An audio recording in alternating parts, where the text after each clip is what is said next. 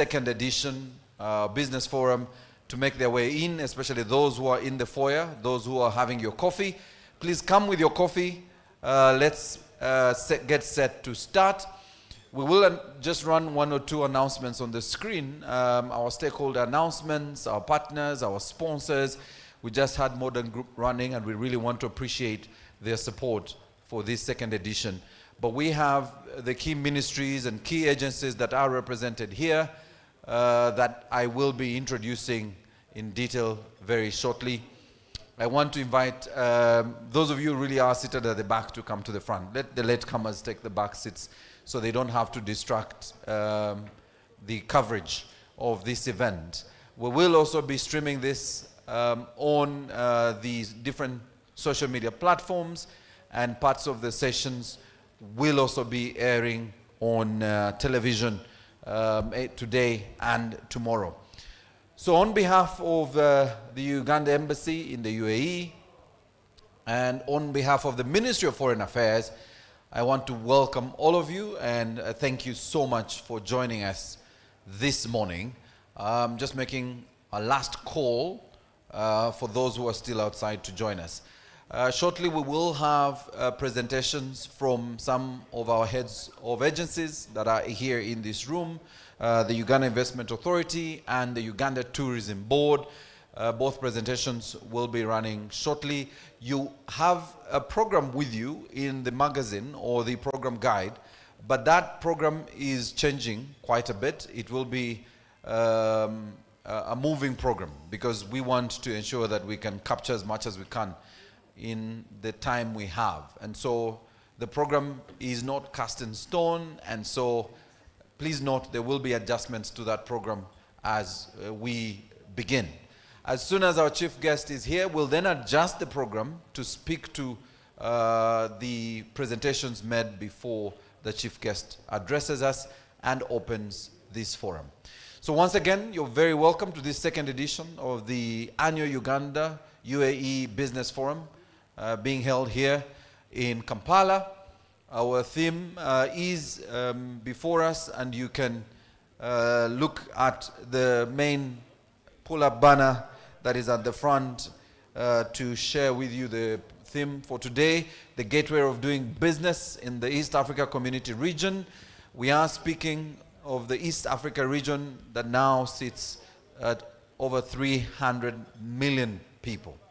And I also want to note that our different stakeholders that are in this room have also put together stalls in the foyer area where the coffee will be served for the entire forum this week.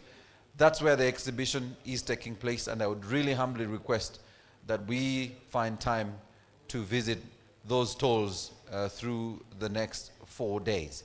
So I just want to hold forth for a couple of minutes and allow for some of the video presentations to run from our partners and stakeholders that include the Uganda Investment Authority and Uganda Tourism Board. As soon as those have concluded running, I will return to the stage to officially open with the first presentations this morning.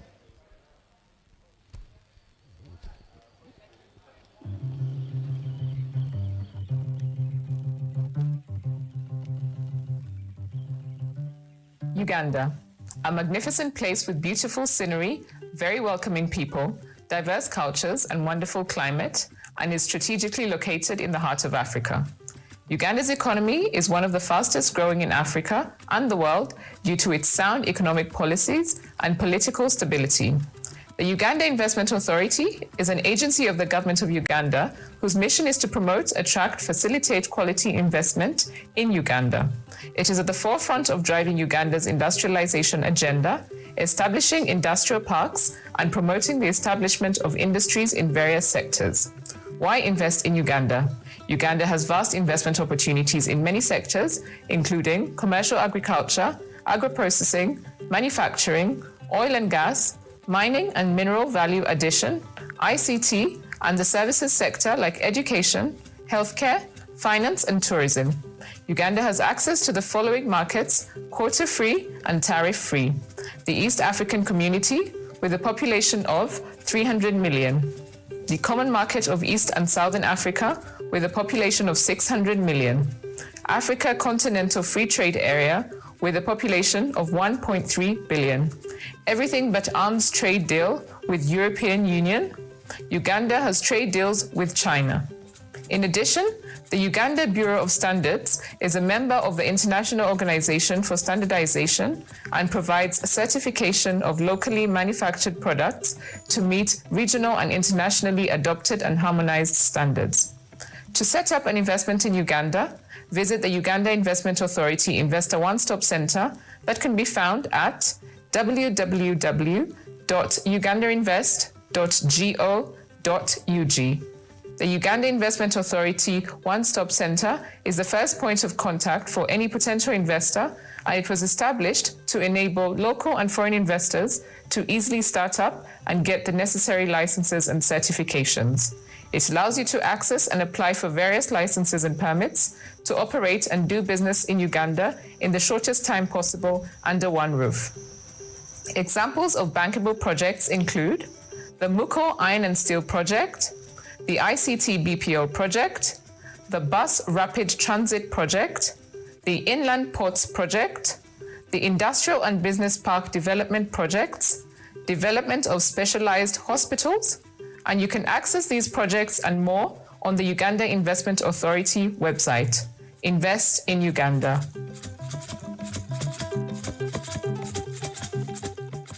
When intent meets action, an unequivocal force of nature is born. The developmental course of Africa is one such force. Playing a pivotal part in that growth is Uganda, the fastest growing industrial country in East Africa. And at the forefront of Uganda's growth story is the Modern Group. The Modern Group has forged a robust relationship, a relationship built upon strong foundations of transformative leadership and development-centric approach. The seeds of our relationship with Uganda were sown with Modern Distilleries, which has now bloomed to a group with a total investment of over $200 million. Employing over 1,600 people and creating indirect jobs for 2,500 more. And while we create jobs for people, we are creating a business ecosystem worthy of celebration. Modern Group is fueling growth with Kalido Sugar. Our latest acquisition adds 1,500 plus employees to our workforce. At Modern Tiles, we procure 90% of the required raw materials locally. With Modern Realty, we intend to create premium living experiences with projects like the Modern One in Jinja. Modern Aluminium's capacity encompasses a strong base and network and a widely spread supply chain in East Africa. We plan to invest more than $400 million in the next 5 years and deliver unparalleled development and growth for the next generation of Uganda. The Modern Group has also led a bunch of firsts. A remarkable first-in-the-world deal with Lamborghini. We will be producing luxury spirits here to export to the USA and Asian markets. With upcoming investments in pharmaceutical vaccine plants and iron ore plants, we will redefine the strengths of Uganda. With a profound commitment towards the economy of Uganda, we already pay 12 billion shillings in tax, increasing significantly as years go by. With wings of performance spread across multiple skies with Modern Distilleries, Modern Tiles, Modern Hygiene, Modern Sugar, Modern Fertilizer, Modern Power, Modern Realty, Modern Aluminium, Kalido Sugar and Modern Gas, which supplies food-grade carbon dioxide to international giants like Coca-Cola, Pepsi, Riham AB InBev. The imagination of Modern Group is to aim to fly high along with Uganda and its people, like the shimmering gold, forged from the furnace of faith, performance and undying zest. The growth story of the Modern Group will be the story of developing Uganda. Every waking day is a reminder just how beautiful this, our land, truly is.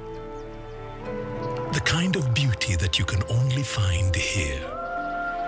In the lush green all around us and the wondrous sights within. It's what you feel in the gentle caress of tropical wind from the mountaintops. And the glow in your heart from a warm neighborly invite.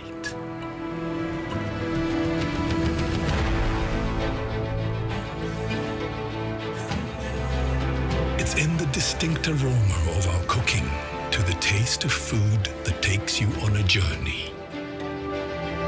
In the sound of homecoming and the sound of Mother Earth. In the magnificence we find on our travels and the exciting moments we experience. Ours is the kind of beauty that comes in all things big and small. All we have to do is awaken our senses and truly enjoy what's uniquely ours.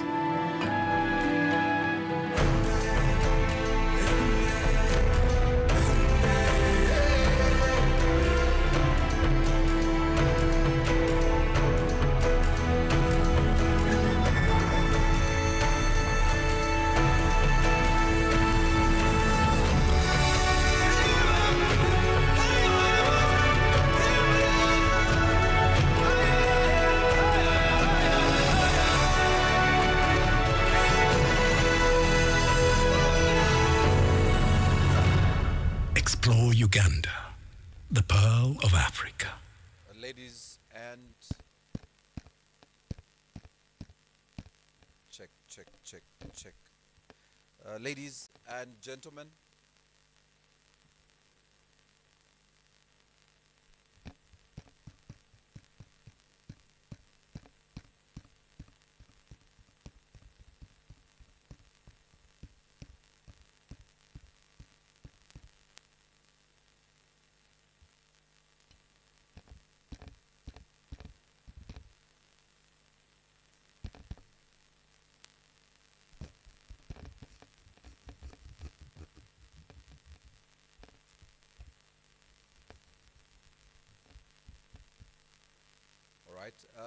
okay.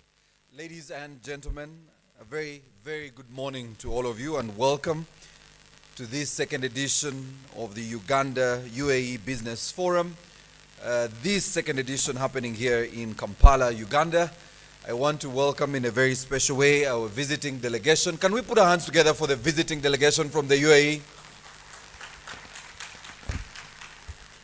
Your Excellency Rashid Abdul Karim and your team, we want to welcome you to the Pearl of Africa. We want to welcome you to the hosts of the Africa Cup of Nations 2027.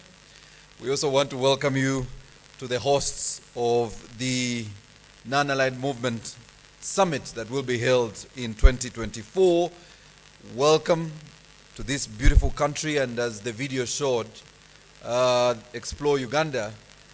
We do hope in your next few days here as a delegation, you will get to enjoy Ugandan food and Ugandan weather and the beautiful scenery of this beautiful country that Allah gave us. On behalf of the embassy, Uganda's embassy in the UAE, and on behalf of the Ministry of Foreign Affairs, I want to thank all of you, ladies and gentlemen, for joining us for this second edition. I want in a very special way to recognize all the stakeholders in this room.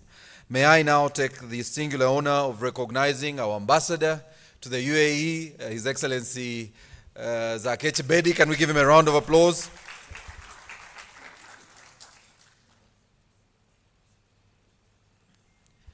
I also want to take the pleasure of recognizing our Consul General in Dubai, His Excellency Henry Mayega. And may I also take the honor of just introducing some of our heads of government agencies that will be having conversations with your delegation through the next few days. I'll begin with someone who's probably the tallest in the room, and the Director General of the Uganda Investment Authority, my brother Robert Muchiza. And I think it was interesting that government appointed the tallest man because he sees where the investment is, and that is his duty to see and smell the investment and the money, including smelling the coffee. So thank you very much, Muchiza. Our Director General, or call her our CEO at the Uganda Tourism Board, Lilia Jarova. Our Executive Director at the Uganda Exports Promotions Board, Dr. Eddie Twineo. The Executive Director of the Uganda Free Zones Authority, Hayes Kimomi. And these are just among the few that are here that will be speaking to you and making presentations later through the day. I know that our very own Minister of Foreign Affairs is well represented here. I did see one of our directors, Eli Kamahunje. He's around and he must be handling one or two meetings that will be taking place very shortly. We would like to start, but I will at some point, in case you see me interrupt the presentations, that's when our chief guest will have arrived and we will then turn to the formalities that will be happening. But to kickstart our conversation for this second edition of the UAE Uganda Business Forum, we want to speak about investment and the investment opportunities in this very beautiful country. And I want to start off with our presentation on these investment opportunities from Robert.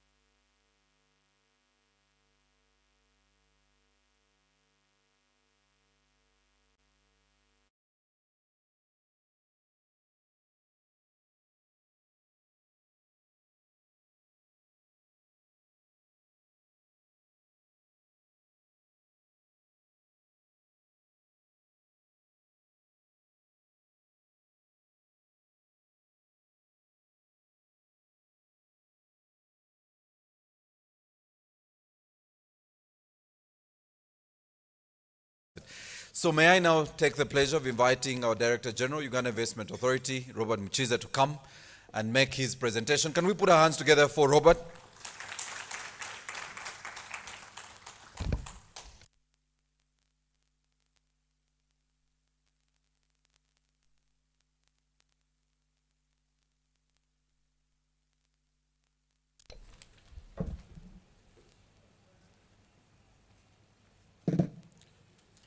Thank you, Master of Ceremonies, Your Excellency, Mr. Rashid Abdul Karim, Head of Delegation from UAE. Welcome, sir, and your delegation. Part of your delegation is also from ADNOC. I hope you had a beautiful function the other week in UAE. There was an ADNOC conference. I know Uganda was represented there, so thank you for making time to come here. Your Excellency, the Ambassador of Uganda to UAE, Ambassador Kibedi. I always say he's the extension of the Director General of Uganda Investment Authority in UAE. You're doing a lot of work for us, the epitome of commercial diplomacy. Really, thank you for that support. Okay, very good. Of course, the Consular General of Uganda in Dubai, colleagues, heads of agencies, very glad to see you here. My sister, thank you for coming. I know my other brother from UFZA, thank you again, Export Promotion Board, thank you for being here. Of course, MOFA, Minister of Foreign Affairs, Mr. Eli Kamahunje and your team, thank you again for the collegial engagement with Uganda Investment Authority. We are now, I think we should also set up an office in your place because the synergies are excellent. Of course, the media here present, colleagues at Uganda Investment Authority, ladies and gentlemen, I'll just go through quickly a presentation on investment opportunities in Uganda, starting by why choose Uganda. Recently we did come to the AIM Awards annual investment meeting in Abu Dhabi, and of course Uganda was awarded as the #1 investment destination in East Africa. So if you are saying why choose Uganda, Abu Dhabi, UAE was very clear about that, but also for industrial development. The African Development Bank says the top 10 places for industrial development in Africa is here. We have a lot of raw materials in our country. The world consumes a lot of finished products. Why don't you do the value addition in Uganda? So Uganda is one of the best destinations for that. But also, I believe investors, all of you are people, human beings. You need security of person and property. Given the region we are in, the most secure place is Uganda. You've flown in. It's one of the best hospitable places in the region. So the security of person is very paramount here. And also property, security of your property is guaranteed in our country. If you buy property here, you can have it 99 years. Whatever you do here, the security of person and property is absolutely guaranteed. So for me, that's also very critical. But of course, and I hope some of your delegations that are here, Your Excellency Mr. Abdul Karim, can register their businesses here at the one-stop center here. You can own a business 100% as an international or foreign investor. So I encourage you to do that. But also quite importantly for us is the market. Once you set up your entity here in Uganda. Of course, we have a population of 45 million people. That's the beginning. But once Uganda is a member of the East African community, that is 300 million people, if you now include Democratic Republic of Congo that joined the East African community. So you have 300 million people, quota-free and tariff-free. So you set up in Uganda, don't only look at the market of 300 million, there is the 300 million people that you can access. Oh, sorry. These are the challenges that I have, but we shall manage. So you can access 300 million people by just domiciling in Uganda. But we're also part of the common market of East and Southern Africa, COMESA. So all the way to Zambia, 600 million people, Zimbabwe, 600 million people market. So when you are setting up here Metro Cement, when you are doing your investment here in Uganda, don't only think about just the market here. Think about your cement going all the way to Zambia, quota-free and tariff-free. 600 million people under the COMESA. Again, Uganda, of course, is a member of the Africa Continental Free Trade Area. We are coming up with the biggest trade zone in the world. We should be able to access 1.3 billion people.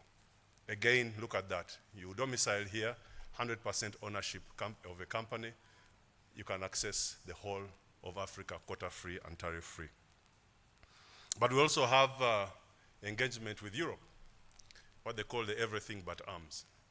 As long as you're not trading arms or ammunition, you can access the European market quota-free and tariff-free. So just imagine that again. Then, of course, we have trade deals with China. We have trade deals with Russia. Again, if you're a Ugandan company domiciled here, you have the access to these different markets. My sister, Lily Aljarova, will also say that as she comes here, we are the best tourist destination among the top tourist destinations in the world. That's according to CNN, top 10. So for tourism, investment, why don't you come and co-locate here? And then recently, as far back as last week, Oxford Economics indicated that the third most profitable or rewarding country to invest in Africa is Uganda. In East Africa, it's Uganda. In other words, you put your money in Uganda, in Africa, the place you can make profit, the third best you can make profit in Africa is in Uganda. I know His Excellency the President always talks about Uganda being the address for money. Your private sector, you can meet your profit ambitions by collocating in our country. Access the markets, open here, fully foreign owned. You are secure both on your property and your investment. And also, once you make profits in our country, you can fully repatriate those profits back to where, because we want you to understand that you make money here, do whatever you want to do with it. This can be your partner in ensuring that you do meet your profit ambitions. We really want to be your partner in making money as a private sector. There are quite a number of investment opportunities here.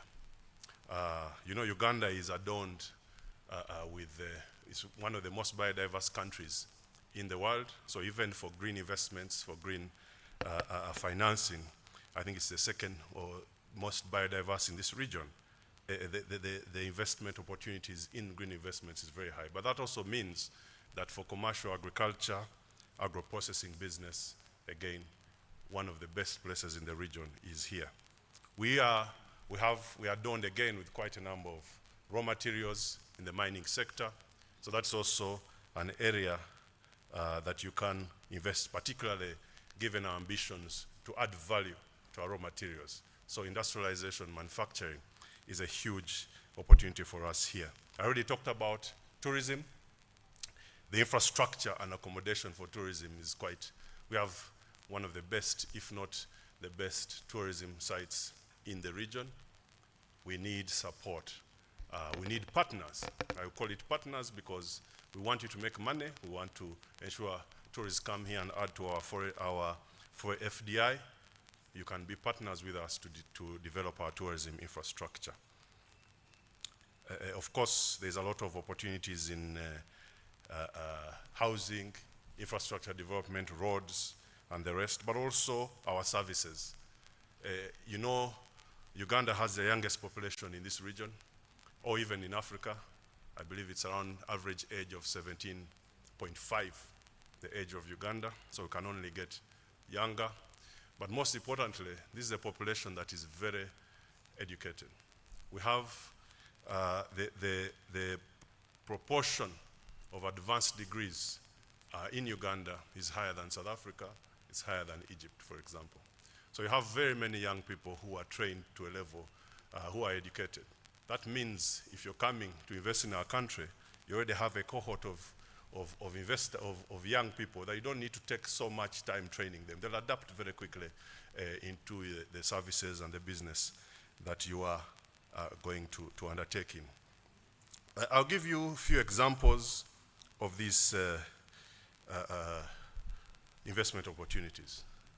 You know, Uganda is one of the top producers of coffee in the world, but we sometimes import instant coffee. We need a soluble coffee plant in our country. That's only just a $60 million investment. So while you are here, my team at UAE is here. We have a bankable project for that. You should be able to work with us on that. We have quite a number of opportunities in fruit processing, again, part of our bankable projects that are prepared here. We need coffee grading facilities and wet coffee processing facilities in our country. As I said, we are going weary of sending unfinished products, raw materials out of Uganda. Let's have these processed here and we get more value from our raw materials. Uganda has among the best cotton in the region. So the opportunities for cotton and textile processing are very, very abound in Uganda. We need to establish a modern cattle abattoir. Again, we have received a few delegations again from the UAE. Really, we need to support. We have quite a number of cattle here, sheep, goats. That's a very huge market in the UAE and other parts of the world. So a modern abattoir to be able to meet those standards and export is very critical for us. Again, in dairy processing, we need that support, that partnership here. For our mineral raw materials, we have among the best phosphates in the world. The Sukuru phosphate, Muko, there is also the Muko Iron and Steel project. There is quite a number of opportunities in value addition to our phosphates, value additions to our iron ore. I'll give you an example. The iron ore quality in Uganda is almost 75%. That's the highest. In other words, of the ore that you extract from the earth, 75% is already iron ore. The second, the one that is closer to Uganda is in Peru, it's around 52%. So basically, the profits and the opportunities here are quite high, particularly in the iron ore.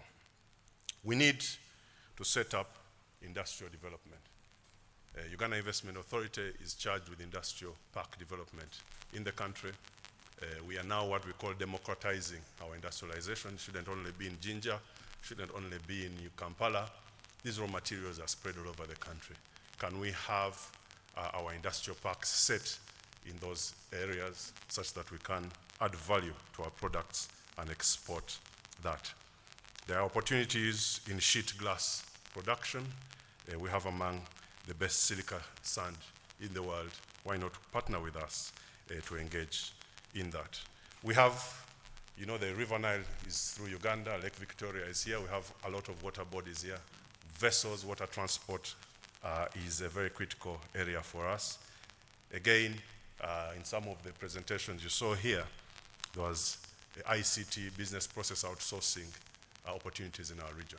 I talked about our young population. They still speak the best English in the region. You don't need to pick up a phone call in the US and call India. It can be in Uganda. Our people can answer those. They have the best English in the region. Why does the business process outsourcing be in our country? And that is a huge opportunity for us. You have been through Kampala, been through the region. We need to upgrade our transport. One Mobility, thank you again for being here. You are working with us on the rail system, the bus system in our country. We need that support, that partnership to upgrade our transportation to first class, to a first class transportation in the region. But what incentives do we have for this? If you are in the agricultural sector, you'll have 10 years tax holiday for agro-processing, and of course, import duty on plant and machinery will be tax-free. In the manufacturing sector, if you export over 80% of your products from an industrial park or free zone, you'll get a 10-year income tax holiday. I'm sure our colleague from the Uganda Free Zone Authority will expand on that. Again, all the machinery you bring in would be tax-free. For the tourism sector, again, my sister will expound on that, but the equipment that you import for the tourism is tax-free, the import is exempt, the vehicles are exempt from taxation. If you train people, I'm sure there are certain skills that we don't have here, but there are costs to training. So that training cost is 100% tax deductible. So what we find is many entities, particularly domestic investors, don't keep those documents, don't keep that. But the costs that you spend on training people are quite high. If you get that together, that is tax deductible. The same applies to research and development for the investment here. That is also tax deductible. Uganda Investment Authority is what we call the one-stop center for investment. You do not need really to walk around different entities of government to get your services. You should come to Uganda Investment Authority and those services are in one building. We are working to ensure that happens, but you get your visa work permits under the one-stop center of Uganda Investment Authority. You will get the business registered under Uganda Registration Services Bureau in the one-stop center of UAE. You need to build your factories. You get for example, the KCCA building permit from the One-Stop Center of Uganda Investment Authority. You need registrations of your staff in the National Social Security Fund. That again is in the One-Stop Center of UAE. So I want you to get really in the habit of, you don't need to move around too much. There is a One-Stop Center of UAE. Deal with us. We shall run around in government to ensure that they give you those services quickly. I actually believe if we do that very well, it will ensure that the cost of doing business here in Uganda is low. Because for me, cost of business is not just the money you spend, it's also the transactional costs that you spend on moving from one office to another to get your permits done. Deal with us directly, we shall get those done for you. So really with that, I want to thank you for coming here. I want to thank you, Your Excellency and your delegation for spending time in Uganda. Take time to talk to us. Any questions you have, we are here. Even when you go back, we shall support you, particularly through our ambassador. I want to thank Ambassador Kibedi and your team. Again, I can't say much about you, but we are really working very strongly on bringing investment from UAE. I mean, if you just look at the numbers, I believe almost 10, 15 years ago, it was just $300 million UAE to Uganda. It's now $2 billion. So there's something that is happening between us. I believe that can be increased even further. So thank you very much. Thank you, my colleagues. Thank you.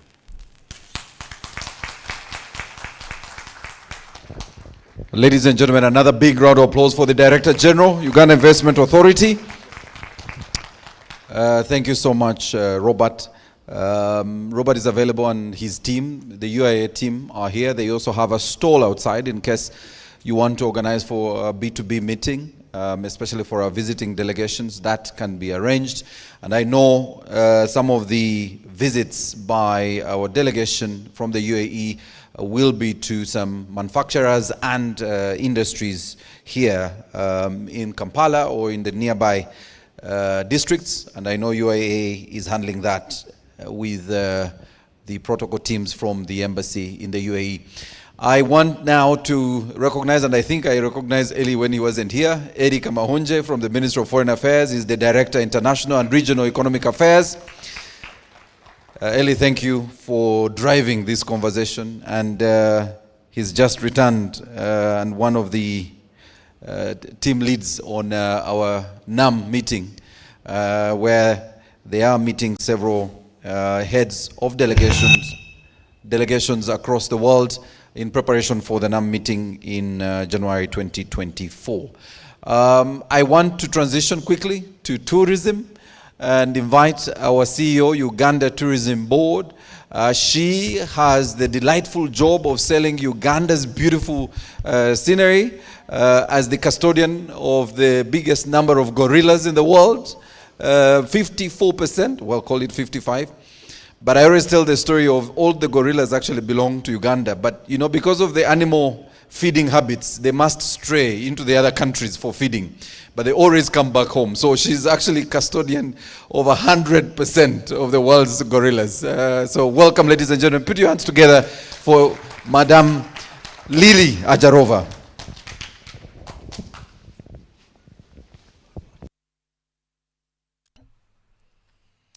Thank you very much, Maurice. His Excellency Rashid Abdul Karim, the Undersecretary of Economic Development from Abu Dhabi,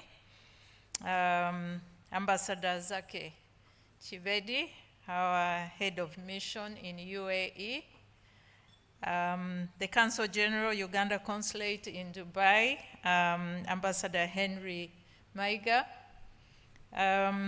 heads of agencies of government of Uganda, our special guests from UAE, distinguished guests, ladies and gentlemen.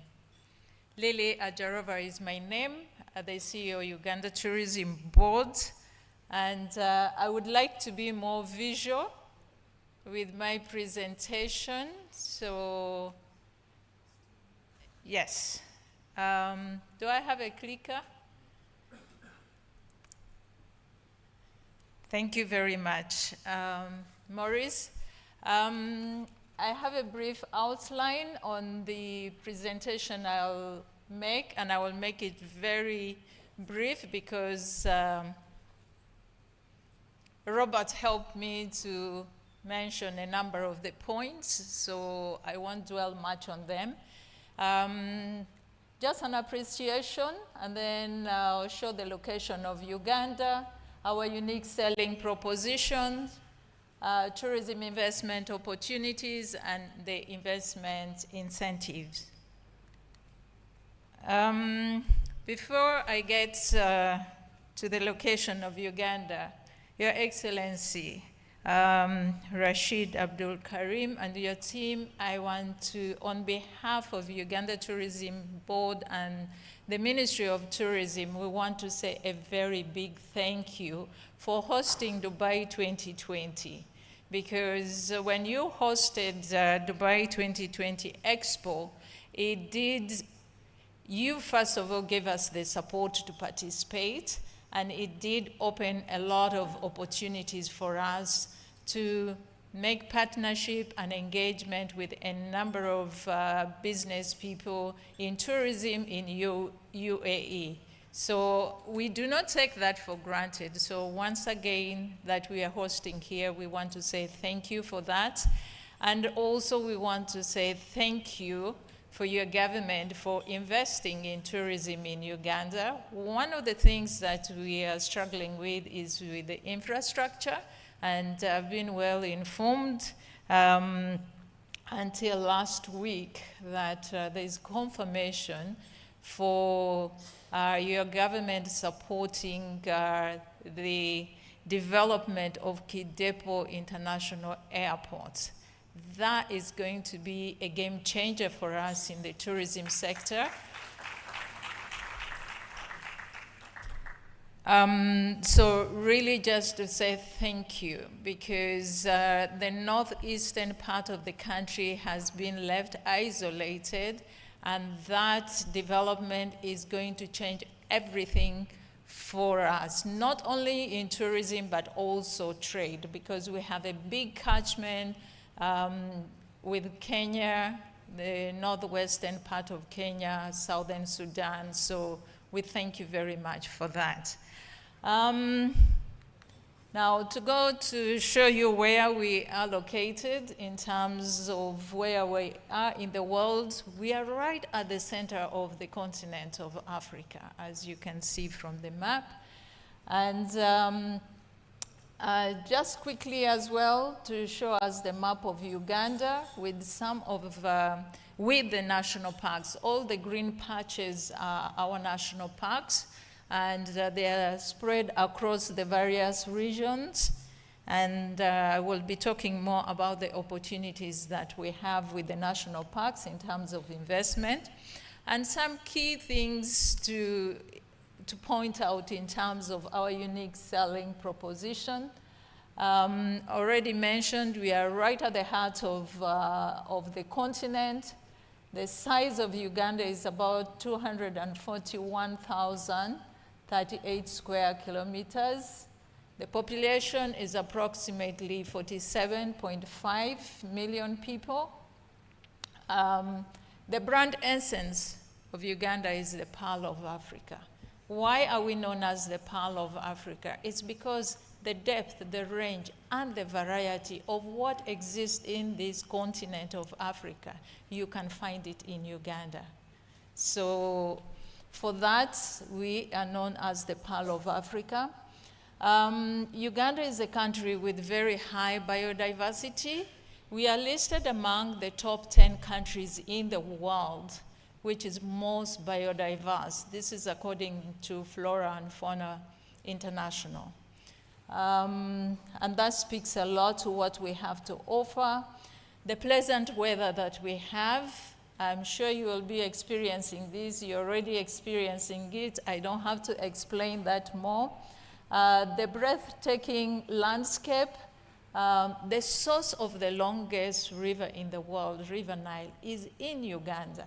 So it starts from Uganda all the way to the Mediterranean. So that is something unique as far as the landscape is concerned. Mercian Falls is the mightiest, the strongest falls that you can experience. It's found in one of our national parks, and it's along the River Nile. And it's one of those few breathtaking landscapes that we have, among very many others that I will point out later. The strong commitment of government to tourism sector in Uganda. We are ranked among the first top sectors that the government of Uganda is putting priority in. So we feel very confident for any investment that would come into this sector. Tourism is contributing 7.7% to Uganda's GDP. That is pre-COVID, but we have almost fully recovered from the effect of COVID on tourism. There's a growing trend with the not only leisure tourism, but business tourism. So in the MICE sector, we are taking up our space as well. So on the continent, 2022, we were ranked as the 6th best destination for MICE in Africa. And our target in the next 2 to 3 years is to be among the top 5. So it's another area that we have huge opportunity.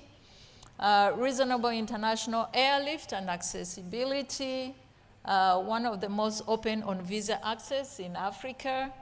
And Uganda, according to World Tourism and Trade Council 2019, we were also noted to be the fastest growing destination in the world for leisure tourism.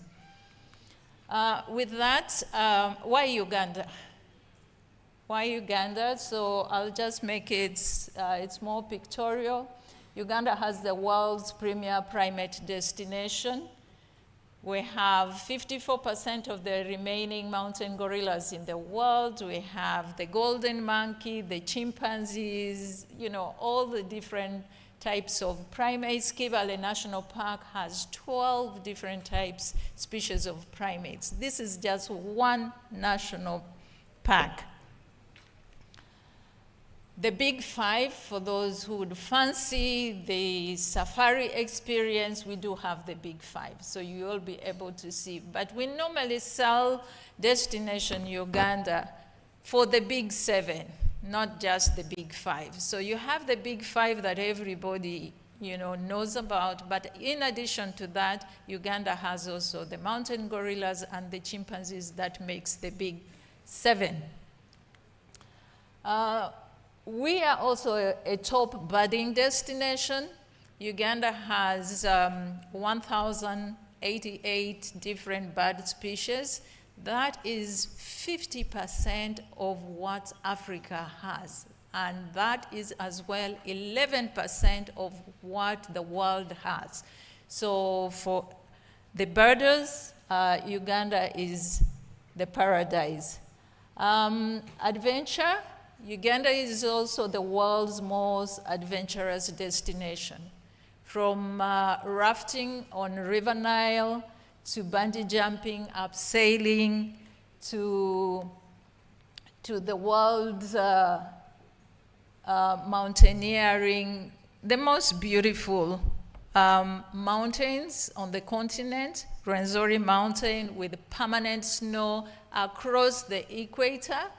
It's one of the most adventurous places to visit.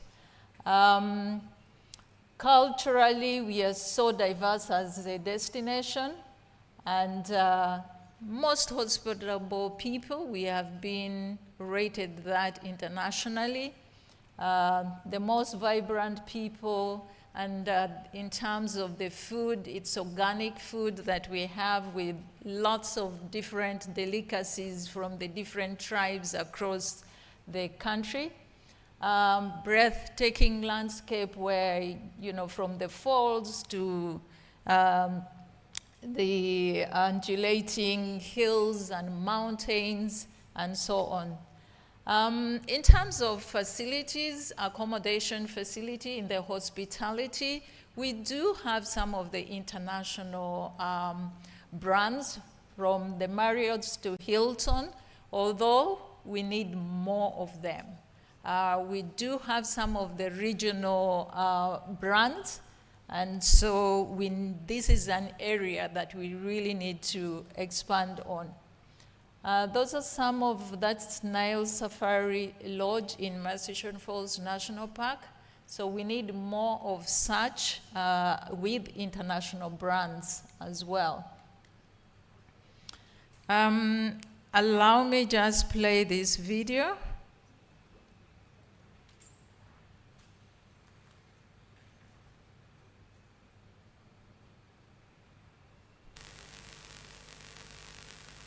Can I have some help?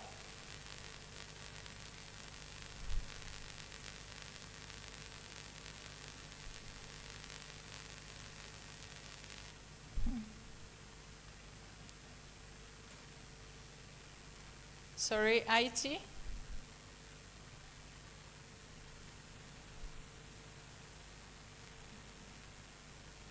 Okay, if not,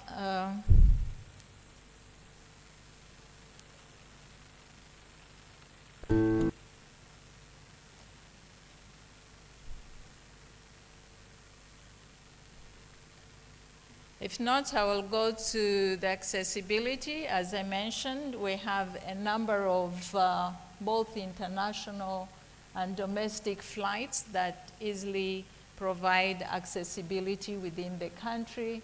Of course, we have Emirates, Uganda Airlines from Dubai, which fly Dubai, that makes it very easy to access the country. And talking about the investment opportunity in terms of the leisure tourism, there are a number of areas that are still completely undeveloped, and this is where we are open for investment opportunity. One of those is the marine tourism. As I already mentioned, the source of the Nile is in Uganda, in Jinja, and there's nothing much happening there. So there's a huge opportunity. Lake Victoria is the second largest freshwater body in the world. There is absolutely nothing happening on this lake in Uganda. So we are completely open to development of marine tourism in Uganda. We have Lake Albert, we have Lake Kyoga. So in terms of marine tourism, it is completely untapped. We don't have any development yet. So that would be one area that we would really emphasize for investment in tourism, for leisure.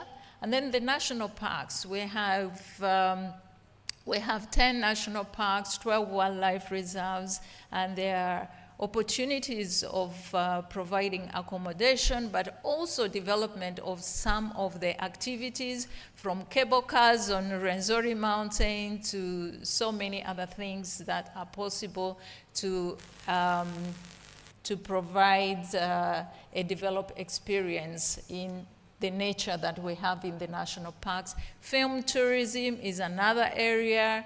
The backdrops on the mountains, the backdrops on the rivers, the lakes, the water bodies, the forests, it's right there. You don't need to invest in putting up different facilities for sets. We have them naturally, you know, in Uganda. So film tourism is another area that we would encourage investment in. Equator. The equator passes 13 countries in the world, and Uganda is one of those places, and we have already profiled the equator from one part of the country to the next. Part of it is on the water, part of it on the mountain, and what would it be to, you know, what if we develop high-end accommodation facility right at the equator, and we get people to come on honeymoon. One partner sleeps on the southern hemisphere, the other one, or you have your head in the southern hemisphere and the legs on the northern hemisphere. You know, what about golfing along the equator? You know, teeing across the equator. You know, so there are many possibilities of what we can do. The sites are there. We have already profiled the equator for investment, and we'll be very happy to have discussions on what is possible that we can do together. There are lots of numerous tourism joint ventures. There are already facilities, accommodation facilities that are there, but we are looking for joint venture partnerships, maybe to take them to international brand levels. So those also exist. And there are so many other opportunities, just to run through them, and this is across the country. Culture and culinary tourism development, education, academic facilities, health, medical tourism, sports tourism, and so many others. And for investment in MICE, in business tourism, we do actually, Government of Uganda, Ministry of Tourism does have land for development of convention centers. So we are looking for partnership for development. One of the prime locations of land we have is in Entebbe, just 5 minutes from the airport. We have 11 acres of land, and we are looking for partners to develop the convention center in Entebbe as well. And transport, I believe that's another area that we really need investment. We have 10 cities across the country. The intercity transport system within the cities themselves is another area of investment that we would want to look to get partnership for.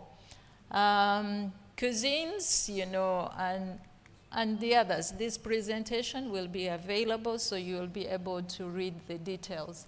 And I think in terms of the incentive, my brother Robert already mentioned most of them, even in the tourism sector, importation of equipment, you know, the vehicles and so on, those are tax exempt. And with that, I would like to say thank you very much for listening to me. And finally, just to say that in Uganda, we do not receive visitors. Visitors just come for a short time and they go back. But in Uganda, we receive travelers. So we welcome you to explore Uganda, the Pearl of Africa, and that means you need to give it time. So on behalf of Uganda Tourism Board, I would want to say that we have organized a special experience for you to experience the diversity of the culture of Uganda. So one of the evenings, I believe the organizers will confirm this, but it's most likely to be Thursday evening.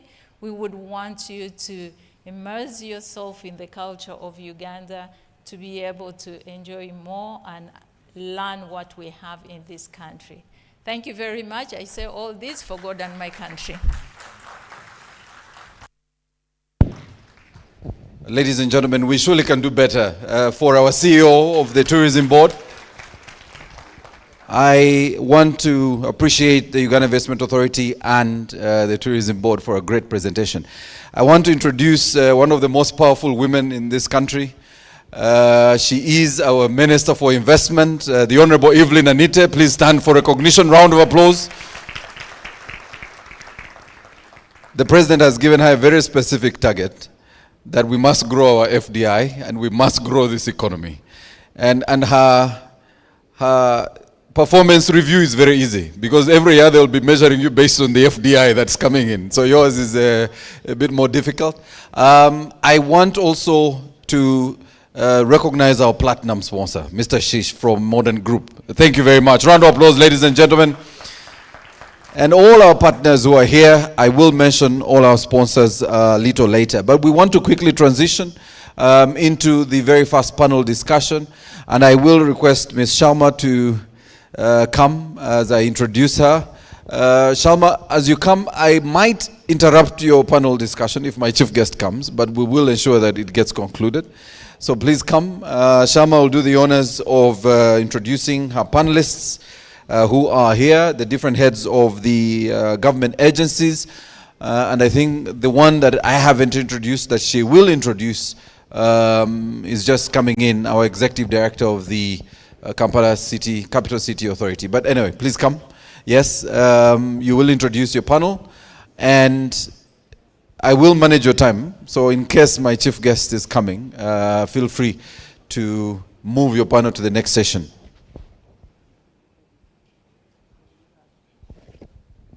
All right, so Sharma has asked me to do the honorable thing and get her guests up. I'll begin with our Executive Director of the Free Zones Authority, Hayes. Please come and take your seat. I'll then invite Dr. Eli Twineo, Uganda Export Promotions Board. Please come and take your seat. I haven't seen the Executive Director KCA yet. As soon as she's here, I will. Miss Lily Ajarova, please come and take your seat. I will just hold fort for KCCA, but Sharma, you have now tourism, you have Export Promotions Board, and you have the Free Zones Authority represented here. Okay, so I just have one more.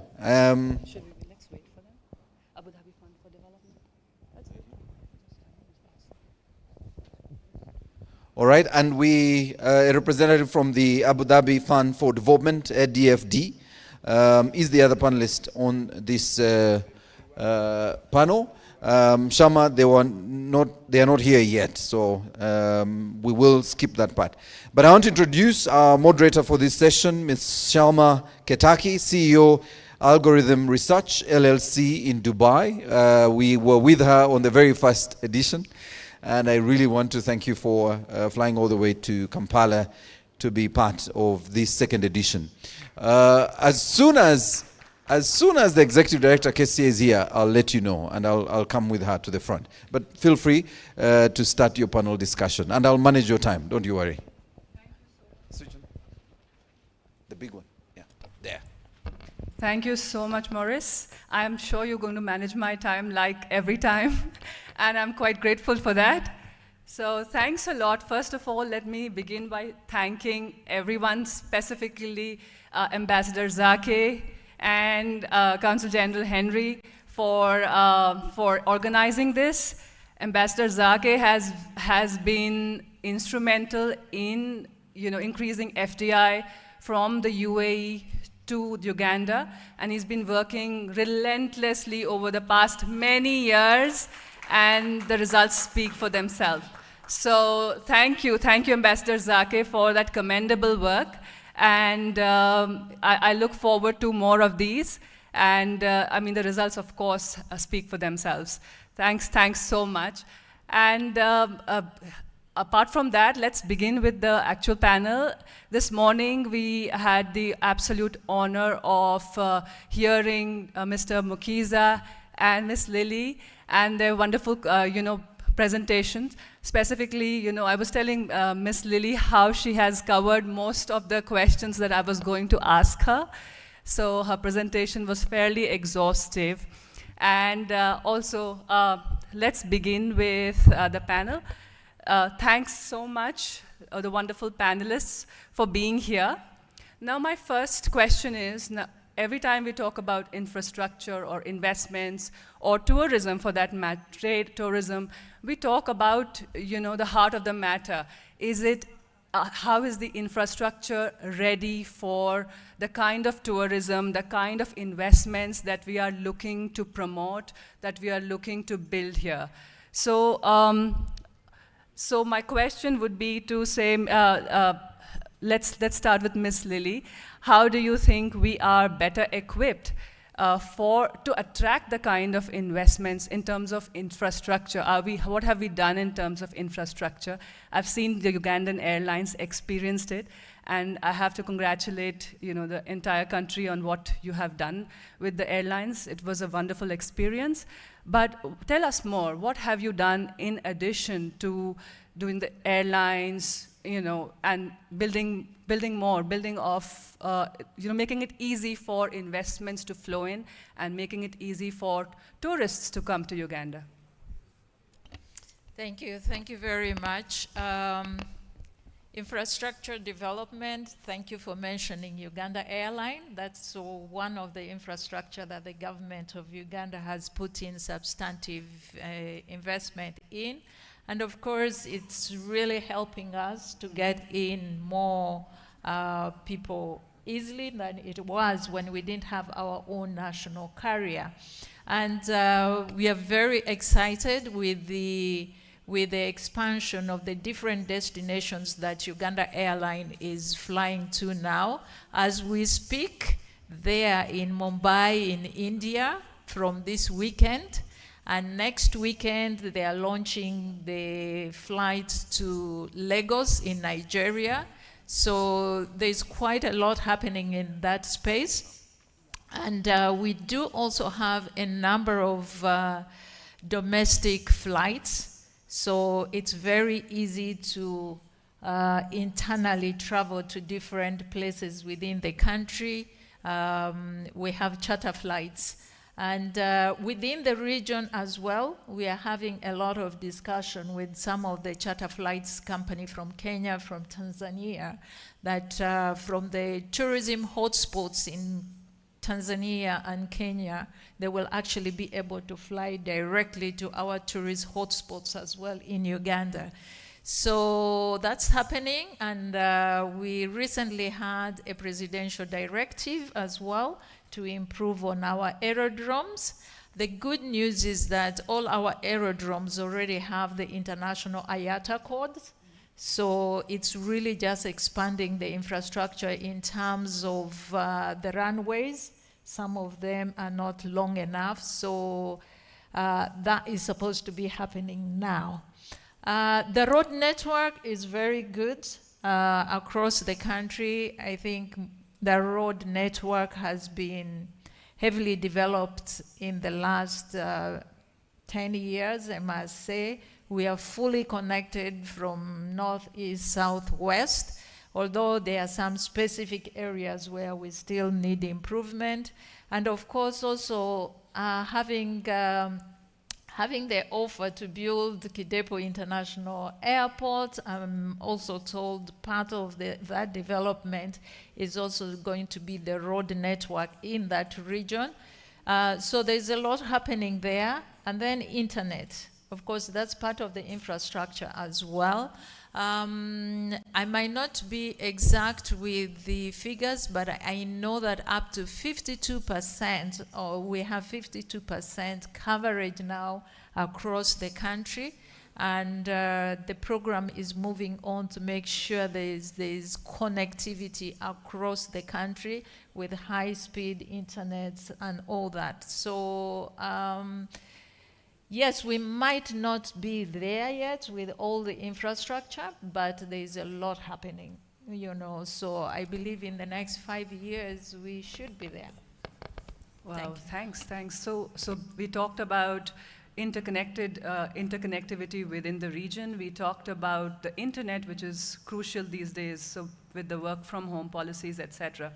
So I'd like to ask, when we talk about promoting exports, particularly agriculture exports, what is new? What has been happening so far in the past, say, post-COVID, that has been transformational and that should attract the kind of investments that we are looking to attract? Thank you so much, moderator. Good morning, everyone.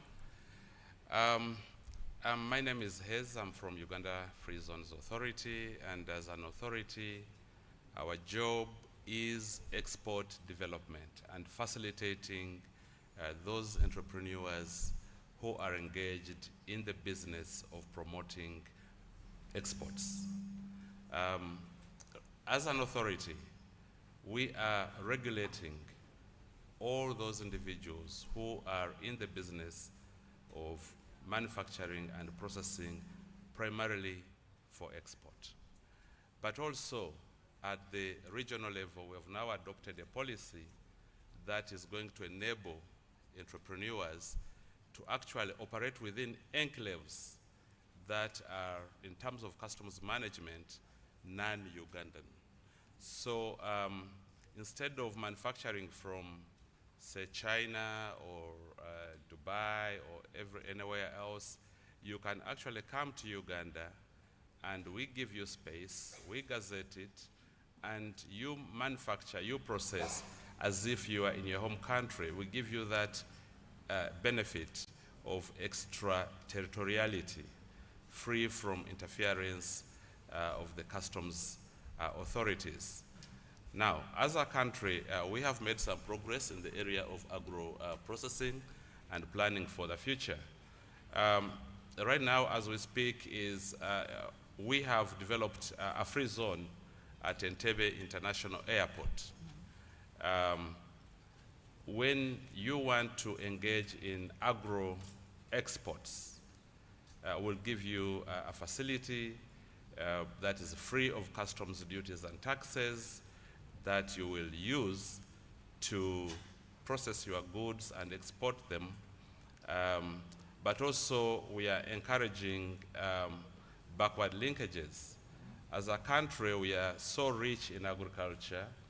Our climate is so good. We virtually produce everything that the world needs. So that strong backward linkage is available. And what we want is that you come in, process these things, and export them. We'll exempt you from so many other things that my brother Robert talked about, including but not limited to the packaging materials that you need to do that trade. The good news is we are having this business forum at a time when, as a regulator, we have obtained 11,000 hectares of land.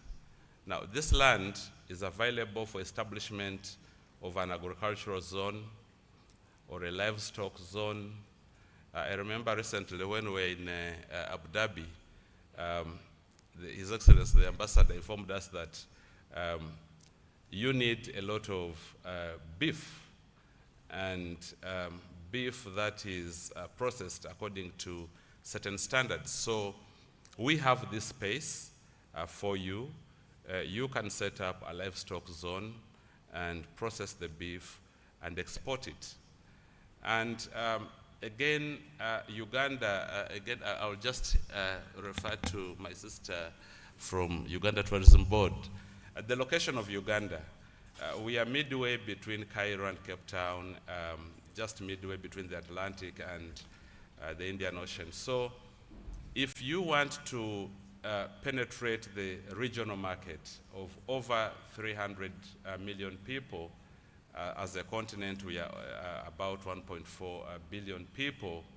Again, we have protocols, we have regulations that are in place that you can ride on, especially when we talk about the comprehensive protocol on trade in goods under the Africa Continental Free Trade Area. We are looking at preferential treatment as a continent for goods that are wholly obtained from the continent or partially obtained from the continent. And we are coalescing around 40% originating content. So if you want to penetrate the African market, come establish in Uganda. We'll give you a one-for-all license as a regulator, Uganda Free Zones Authority. And as I'm talking about these free zones, I relate with JAFZA. You call it JAFZA? JAFZA, yep. Yeah, that is Jebel Ali free zone. It's quite large, 57 square kilometers, 9,500 businesses from over 100 countries. We are now starting, and we are following those footsteps. But the regulations are the same. We are members of the World Free Zones Organization, which is headquartered in Dubai. We are members of the Africa Economic Zones Organization. We are members of the Global Alliance of Special Economic Zones. So the procedures, the regulations, and the standards that we apply in Uganda are best practice globally. Sure. And so when you come to set up here, you'll be at home as if you were in Dubai. Thanks so much for that. So my next question is to Ugandan exports. If you can elaborate on what have your recent policies been to promote exports. I know, that it's been covered in the presentations that we've had before, but if you can elaborate on how things post-COVID, especially related to policy, have helped you with exports, encouraged exports from Uganda.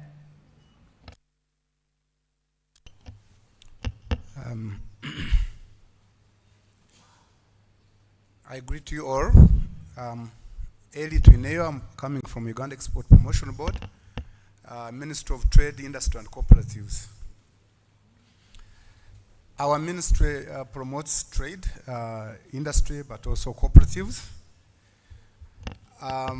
But also I wanted to make,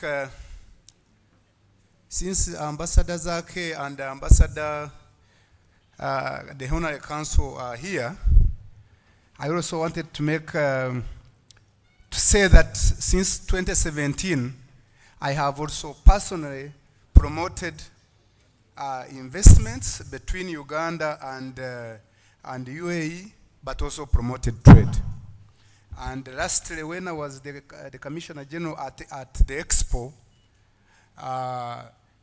me and the ambassador and the staff, we created a lot of linkages between UAE and Uganda in terms of trade and investment. And whenever I talk to our ambassador, Zach, he says he's always here bringing investors.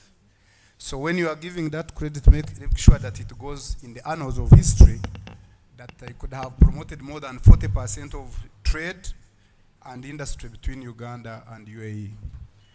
Coming to the policies of promoting exports in Uganda globally, the first and most important one is that exports are zero rated for taxes. Exports are zero rated for taxes. It's a very important aspect. You can export to any part of the world and know that exports are zero rated for taxes. I know other countries do tax. Yes. You have to show in our statistics and URI that you actually exported. We have to prove that, otherwise you'll be penalized. Other parts of the world, they tax exports. So and even agricultural exports? Everything? Exports. Wow. And that increases the cost of those countries' exports in the markets where they are sold. Absolutely. So this one creates a competitive advantage for Ugandan exports in all the world, and this is important.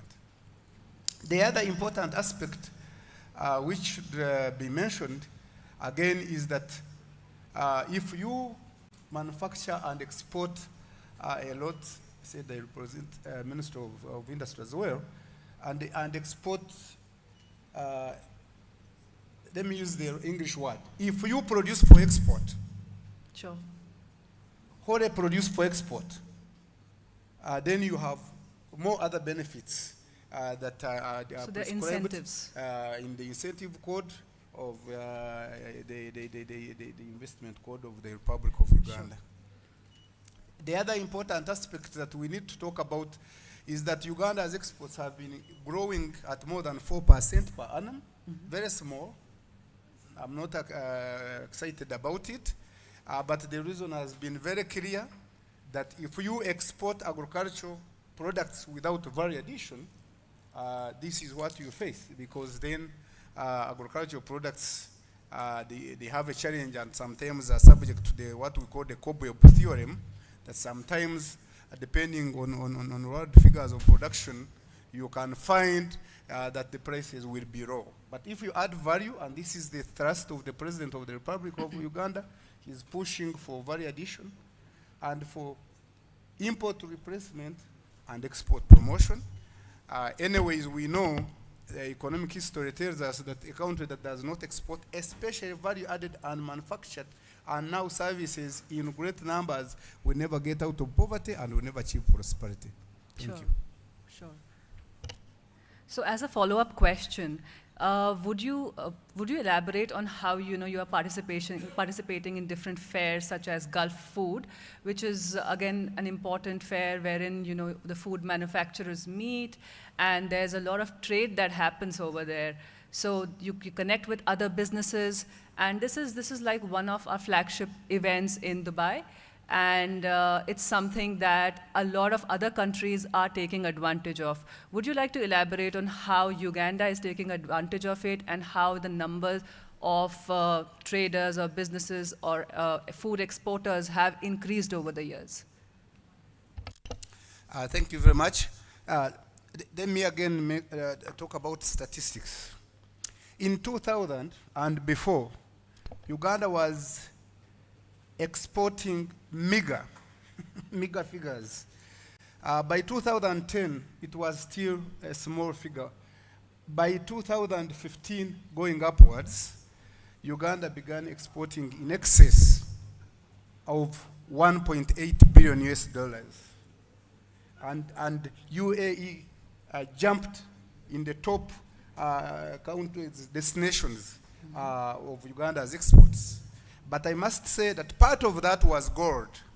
Part of that was mainly gold, and our thrust has been now to ensure that we increase the export of other products.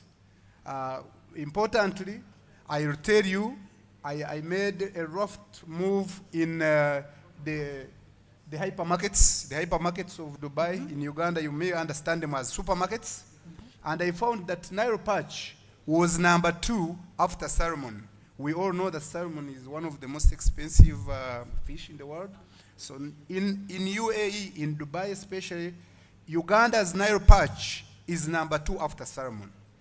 So we are progressively, and again with having Expo Dubai, and during that time we also attended the Gulf Food. We are progressively promoting new products, important products, including coffee, including fish, including fruits and vegetables. As you know, we have the best fruits and vegetables in the world, but also progressively trying to promote milk.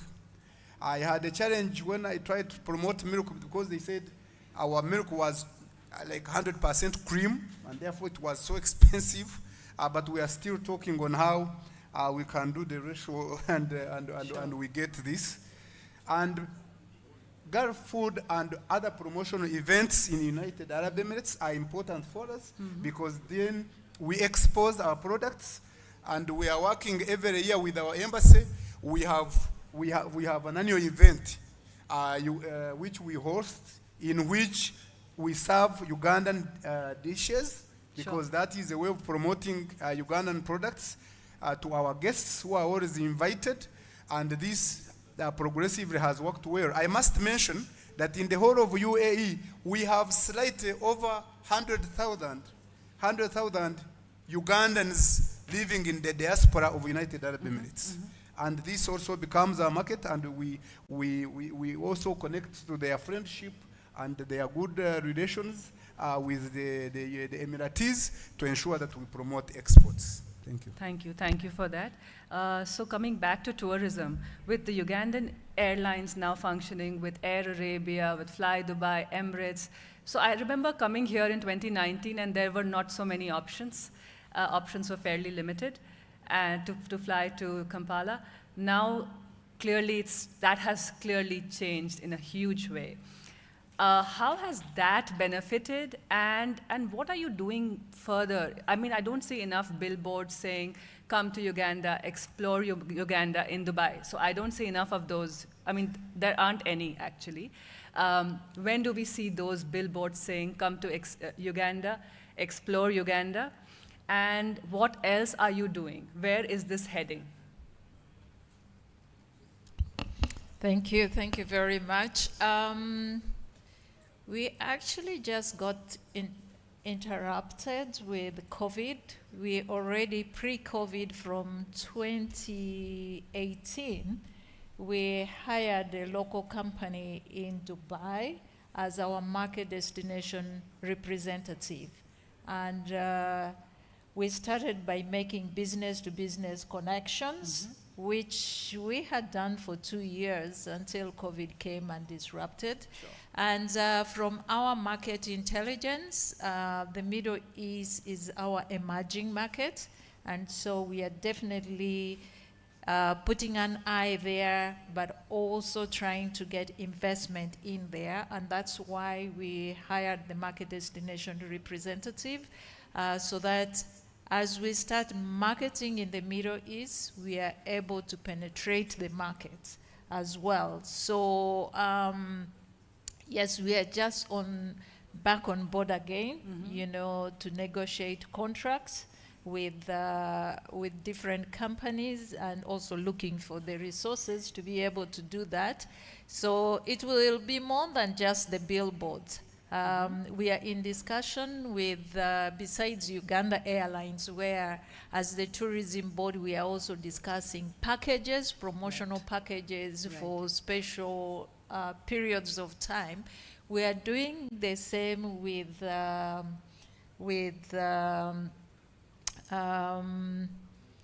other airlines as well. Sure. And we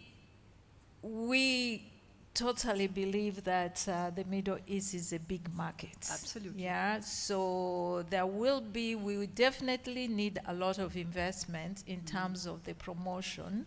But we are starting with the digital marketing option before we get to do the billboards and the other things. Sure, sure. Yeah. And to that effect, you know, so every destination has its own, so every country, every region has its own, you know, social practices, cultural nuances. So if you keep that in mind, and the Middle East is actually the most well-traveled region in this world. Right? Like it's a young population. They like to explore, and they have their own unique spending preferences, saving preferences, traveling preferences. So if we keep those things in mind, we'd be able to better cater to the market itself. So it's a unique market, and the tastes and preferences are also very unique. And yeah, the beauty about destination Uganda, you know, as I mentioned in my presentation, is the diversity that we have. We speak to a lot of the segment of the market, whether it is the business community, the business segment, or it is the leisure segment of the older people or the younger people. The younger people want more of adventure. Yeah, and we do have that in plenty, you know, Sure. Adrenaline rushing activities, we have them, you know, on River Nile, on the lake, you know, on the mountains, in the forest. And also for the business people, it's something that we are developing now, that we are developing resorts along the River Nile and on the islands. Last week I was at Pineapple Bay, you know, on Bolago Island. It's a beautiful resort, and I was actually telling the owner, we need to tap into the UAE market, because this is exactly what they would want. You know, he has built it in such a way that you really feel at home. And I was telling him, from our engagement with the UAE market, you know, during summer they take away 3 months, you know, and what a match it would be for facility like that to be hosting the people from that market.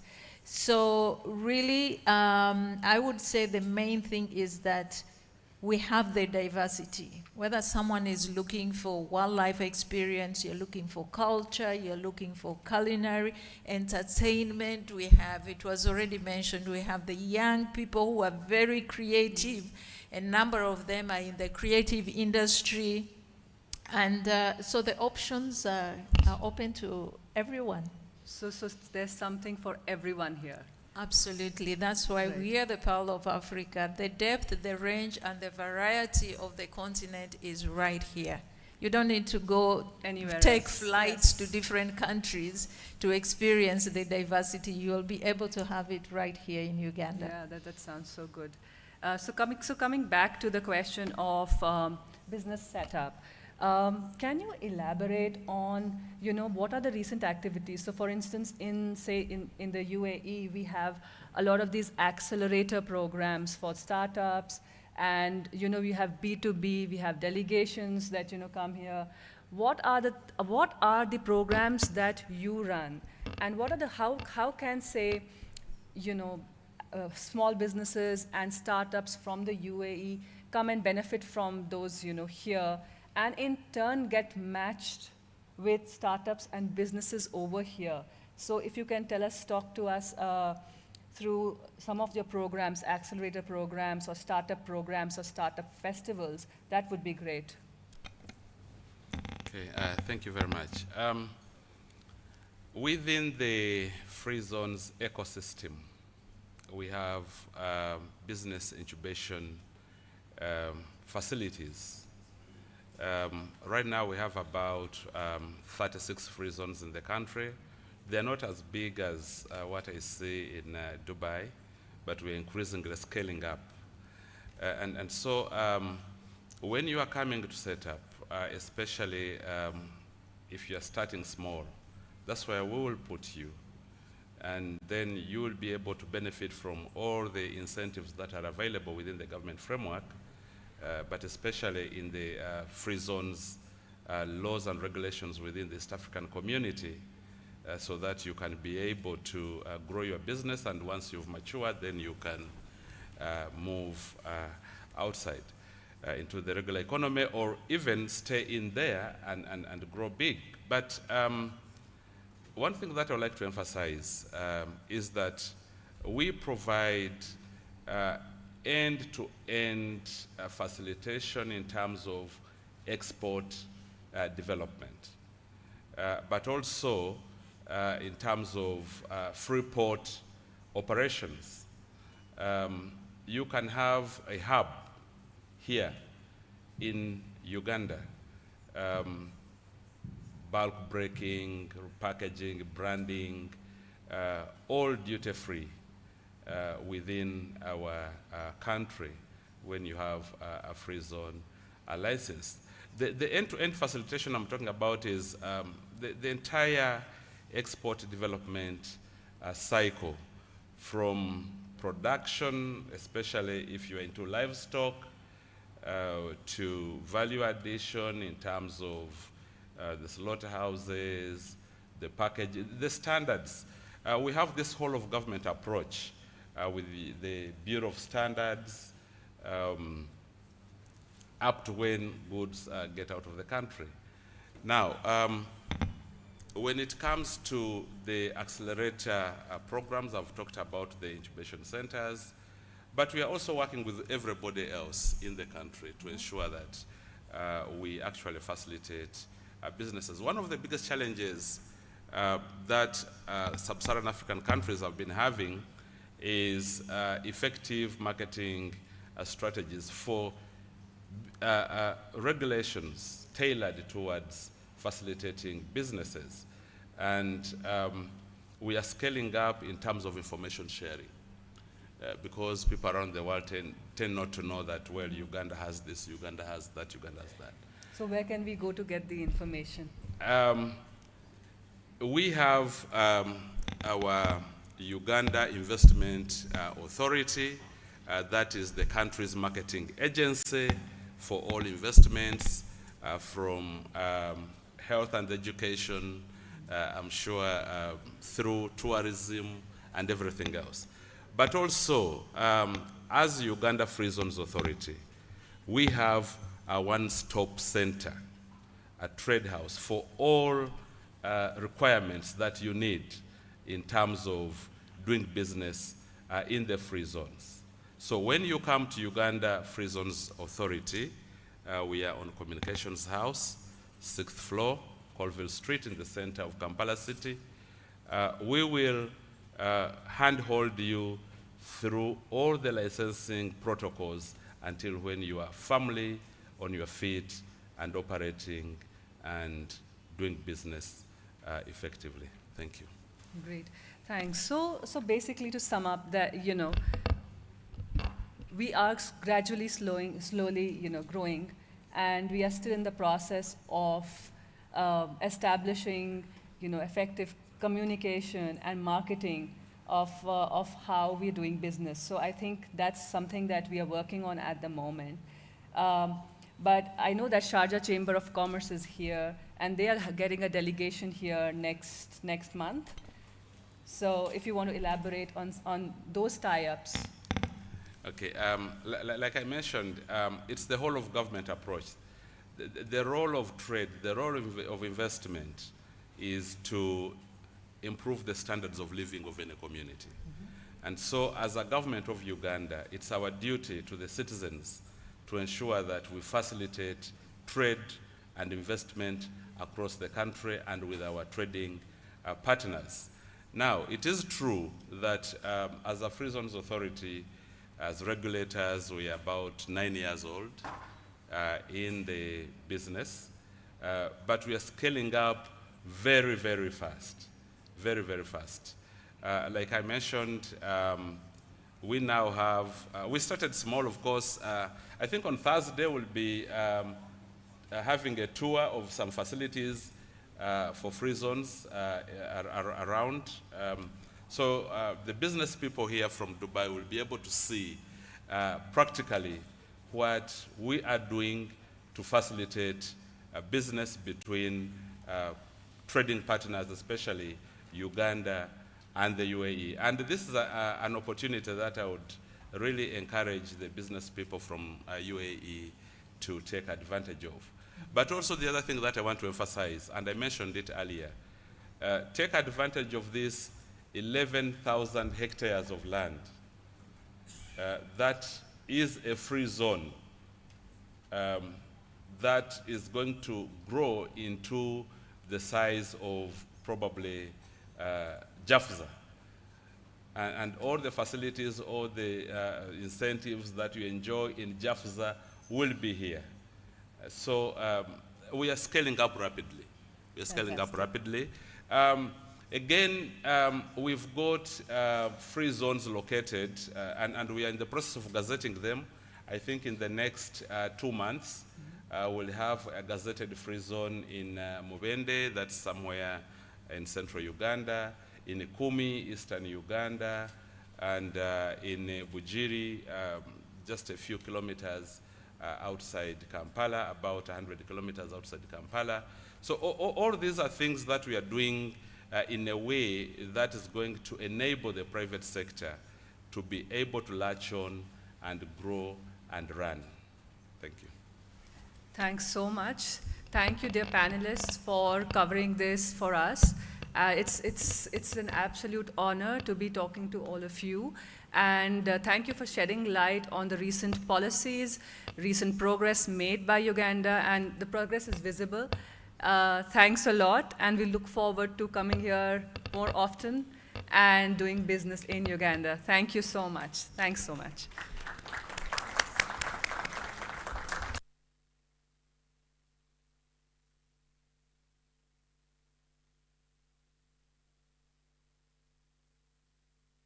We can have the last statements. Let's start with him. Uganda is open for business.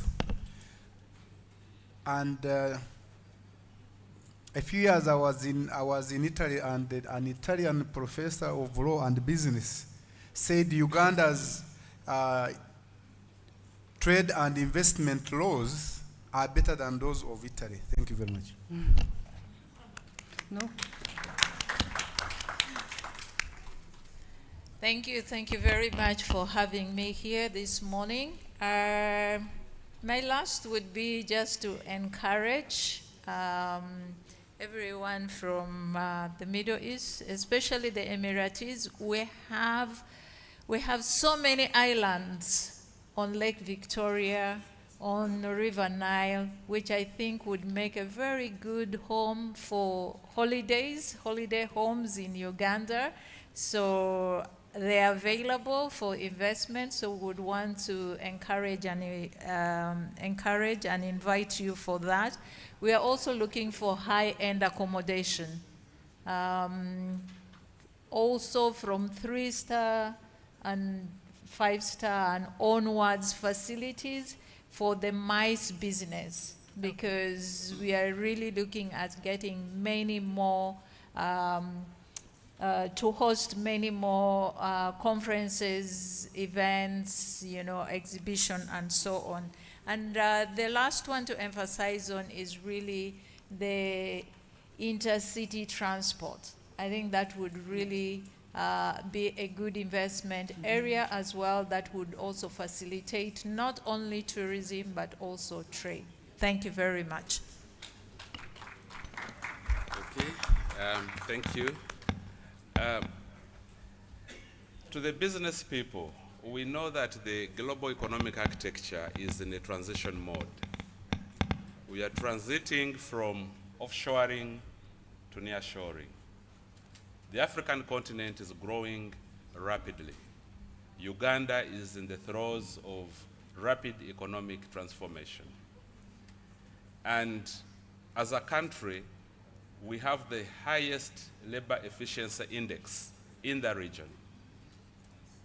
And we are providing this facility of free zones where you operate in a gazetted economic enclave that is different and separate from the regular economy in terms of customs, duties, and taxes that would otherwise be applicable. And so it's an opportunity for you to take advantage of and make money. Uganda is producing virtually everything that a human being needs. So let's set up here, let's do the processing here, let's take advantage of the very high labor efficiency index, and let's make money together. Thank you. Thank you so much.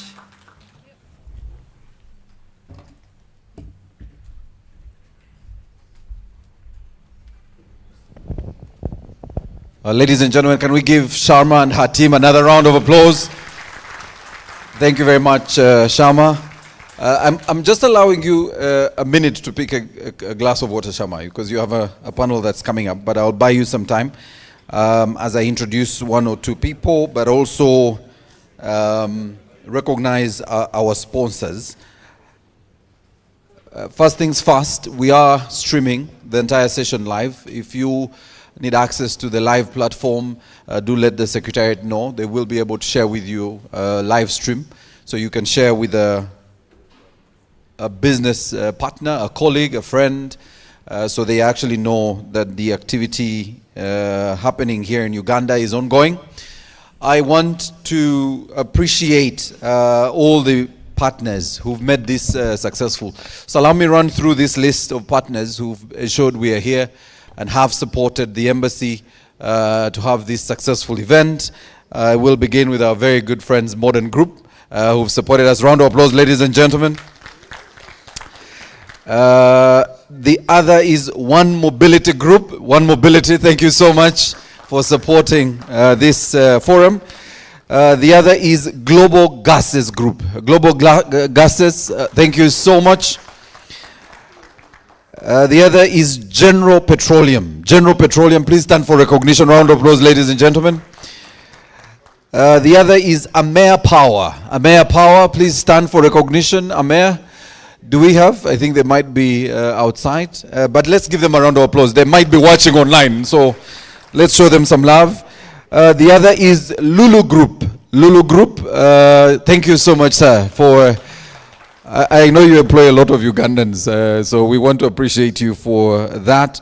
Metro Cement. Metro Cement. Round of applause, ladies and gentlemen, for Metro Cement. Thank you so much. And then we have Reportage Properties. Reportage Properties. Can we give them a round of applause? All right. These are our event sponsors, and Ambassador, I really want to appreciate you and the team for mobilizing all our key partners to support this business forum. We will transition to our next panel. But I saw someone who a lot of the times we used to speak about here, and he did encourage a lot of young people to go into business. Ashish Thakar, I saw you walking in, Ashish. Please, yes, Ashish Thakar. A very long time ago in 2017, one of the youngest billionaires in the world. Ashish, thank you for coming for the forum. All right, so I want to ask Shama to prepare, because the next set of speakers will be looking at facilitating investment and doing business in Uganda. And these are the agencies that facilitate doing business in Uganda. Representative from Uganda Revenue Authority, please come. Uganda Revenue Authority. You are taking the hot seat, but it's actually a friendly seat. Uganda Revenue Authority. We also have the Uganda National Bureau of Standards. I think I saw the Deputy CEO, Patricia. Oh, okay. Uganda National Bureau of Standards, please come. And then we also have Uganda Registration Services Bureau, URSB. I know they were coming in, so Shama, at some point when she comes in, we will be able to let her join you. So this is Uganda Revenue Authority, Shama. This is URA. And then our Standards Bureau, our Deputy CEO of the Standards Bureau, Patricia. And then the Registration Services Bureau will also be joining us very shortly. As they take their seats, allow me to recognize the presence of the Chairman, Uganda Investment Authority, my brother Morrison Rakakamba. Please stand for recognition. We want to thank you for promoting investment in this country, and this is clearly testament. The numbers is testament to the work you're doing at the authority. So Shalma, we have Uganda Revenue Authority and URSB waiting for you. Yes. The third person is coming from the Registrations Bureau. As soon as they're here, I'll let you come and join you. So we are moving to this session, facilitating investment and doing business. Again, Shama, if I interrupt you when the chief guest comes, apologies, all right? Because we do expect any moment from now. But we will conclude the conversation if I stop you halfway. Feel free, Shama, to take your seat.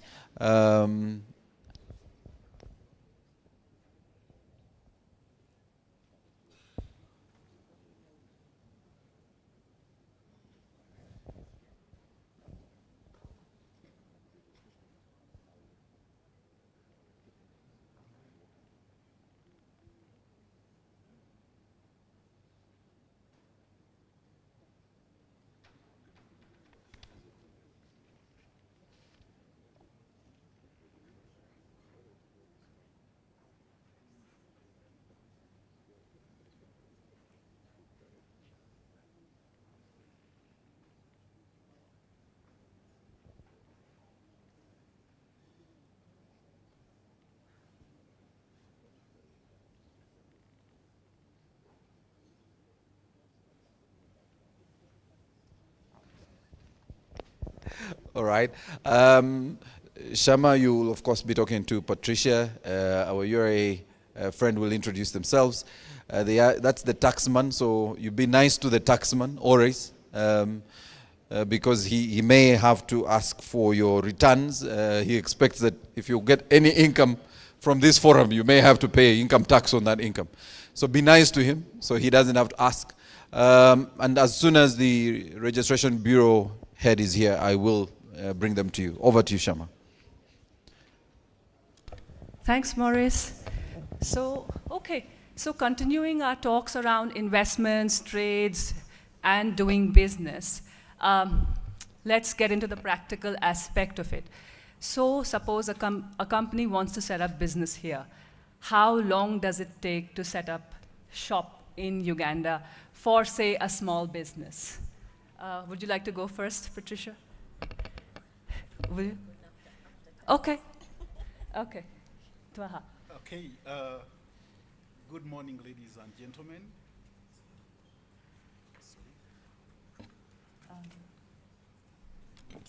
Good morning, ladies and gentlemen. Twaha Kayondo is my name at URA. I'm happy to be here this morning, of course, discussing the different incentives, how we attract business. If someone wanted to start business in Uganda, how fast and how easy is the reason we're here. Yeah. Perfect. So, so going back to my question, if say a company from the UAE wants to set up shop here, how long does it take to register your business here? For as long as, you know, there is a legal framework where someone is supposed to go through to register business in Uganda. And that gets to the Uganda Registration Services Bureau. The individual is supposed to present particulars at URSP. And with URSP, URA, we have a partnership. We have what we call a TREP, Tax Register Expansion Program. Within this tax register expansion program, we presume that an investor can walk into a single room and walks away with 100% registration and ready to commence business. Fantastic. Yeah. Fantastic. So going over to, hi. So how long does it take to register a business here in Uganda?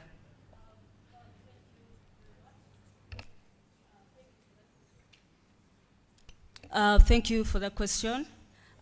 First, I would like to say right now we have what they call online business registration system. You can actually register your business online in the comfort of your home.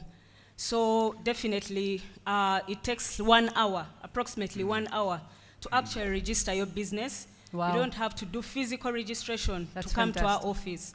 You can even if you're traveling, you're at the airport waiting, you just sit down, you're flying from UAE to Uganda, you just register, so that by the time you reach Uganda, your business is registered. So that's how fast it is now. Wow, so is this an end-to-end, is it an end-to-end registration in an hour?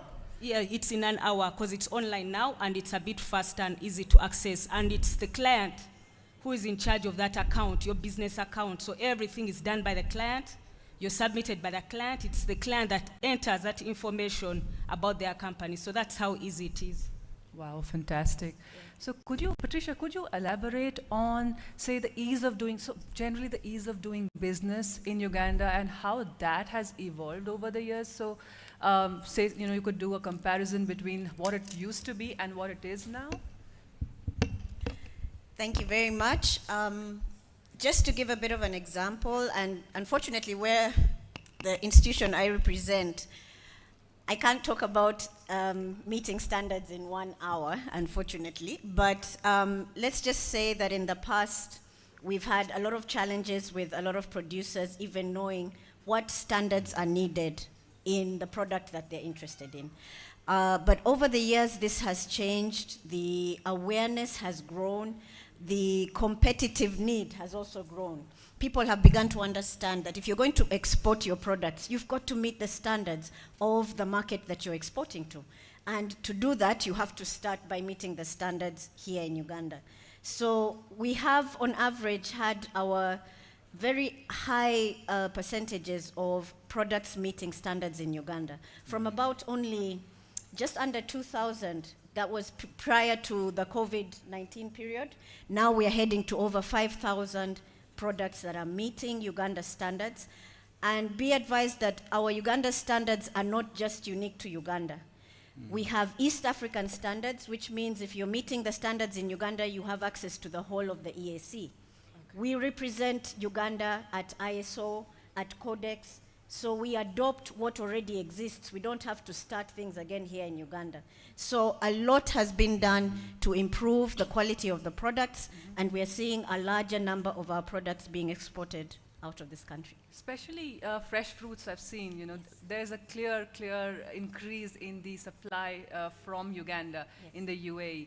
So would you say, what are the steps that you've taken in the past to ensure that this happens and the export of organic and fresh fruits, they kind of increase in the UAE and wider Middle East? Well, the quality infrastructure for Uganda is primarily found in the Uganda National Bureau of Standards. We're not the only institution, but a big portion of that is in Uganda National Bureau of Standards. So we obviously develop the standards. We make sure that the standards are available that would be able to guide people on what are the requirements, what should my product go through so that it meets the requirements of the desired market. We also have the conformity assessment activities here. We have testing labs, we have calibration labs, we have inspection and certification services here in Uganda. A lot of our services are accredited to international standards. Our testing labs are accredited to ISO 17025. We offer 22,000, ISO 22,000 certification, which is for food safety, meaning that if your product is certified against that standard, you have done everything that is needed to meet international standards for food safety, which gives you access to the market, because you have to be able to improve your negotiation by convincing others you've done everything that's needed. So we are providing all those services to make sure that what is made in Uganda can be defended first here in Uganda. We don't have to depend on external people to tell us that the produce in Uganda is meeting international standards. We have provided that here. Our main labs are in Boyogerere, but we've also regionalized, and we've put another lab in the northern region in Gulu, another lab in the western region in Bara, and a third lab in Mbale. This way we are getting the testing facility available wherever it is you want to open your facility. Perfect. So there's like a network of testing facilities just to ensure things are smooth and things happen quickly. The turnaround is really quick. Perfect. Okay, so in the UAE, we talk a lot about the ease of doing business. It's one of the priorities. For us, it's one of the things that the leadership has been working towards very proactively. Now, I'd like to ask you, Tuaha, in terms of ease of doing business, what are the steps that you've taken? How do you make it, more? How do you make Uganda more competitive vis-a-vis, say, Kenya, vis-a-vis Rwanda? I mean, I know Rwanda is very small compared to Uganda, but they've made significant strides in the past few years. What has Uganda done? For example, Uganda, especially at UAE, right away from the legalities of registering to start business here in Uganda, we are online.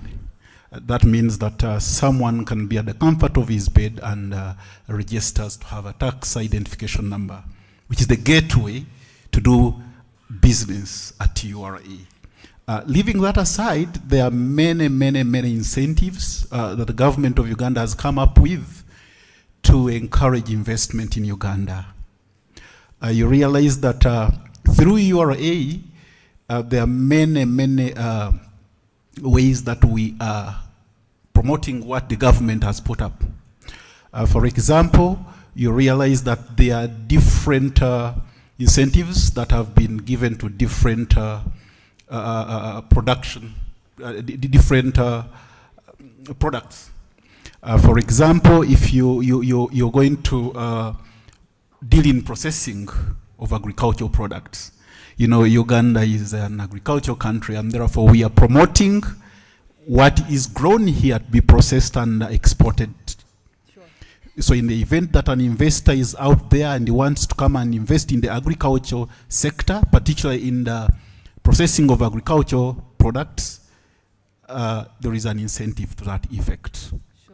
There are tax incentives to that effect.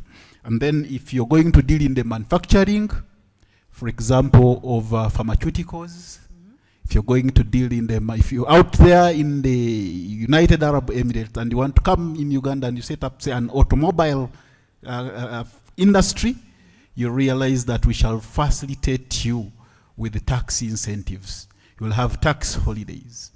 There are different incentives that are given to different categories of people. For example, if you're coming to Uganda and you want to set up, say, a hotel, and you're going to go into the tourism sector, and you want to promote tourism by setting up a hotel, we shall need an investment, just in case you have an investment of $8 million, and the capacity of your rooms about 100. then you realize that you will have an incentive of an income tax exemption for a period of 10 years. Oh, wow. We also have different exemptions where, for example, if you are coming into Uganda to set up a factory, to set up an industry, and if you're a foreigner, and in this case, the United Arab Emirates citizens are foreigners in Uganda, and they're going to set up, say, an industry in Uganda, and they're investing up to about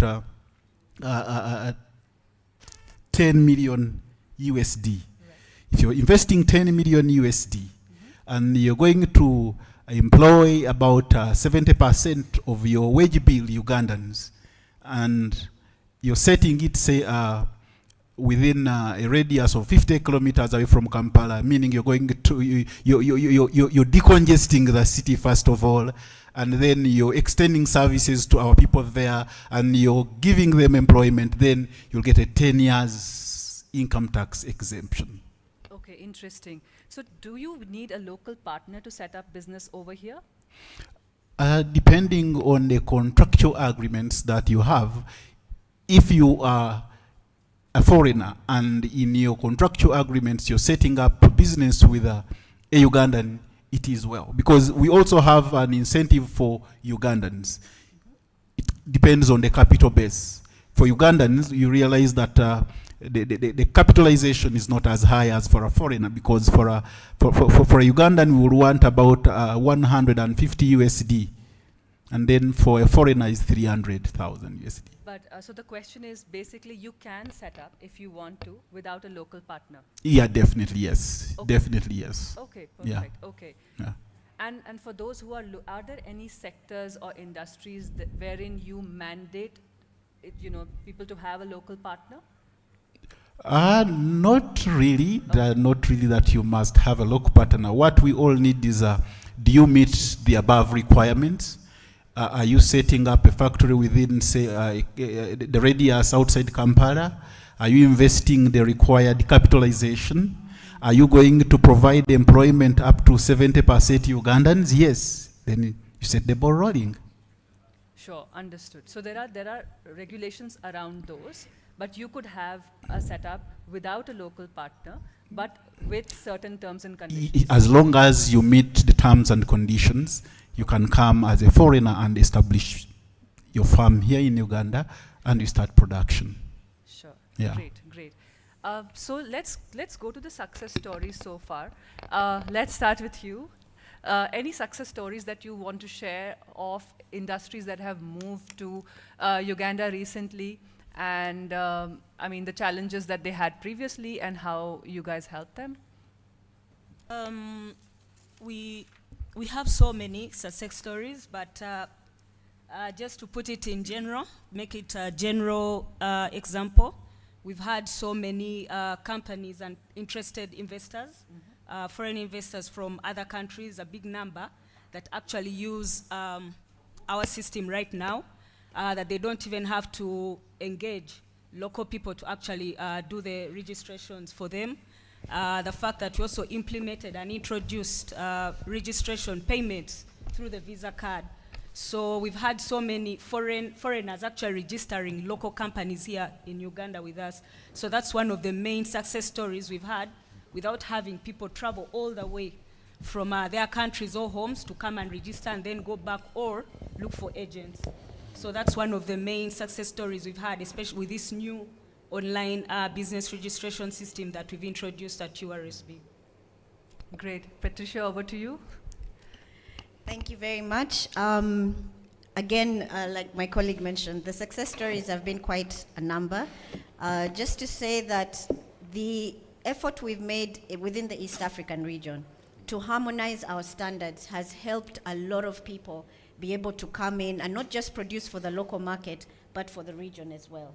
It was very difficult before because you would have to produce for this market and then you want to go to the neighboring country and you have to go through a full inspection before you can enter there. But now we all speak the same language as far as most of the tradable product standards are concerned.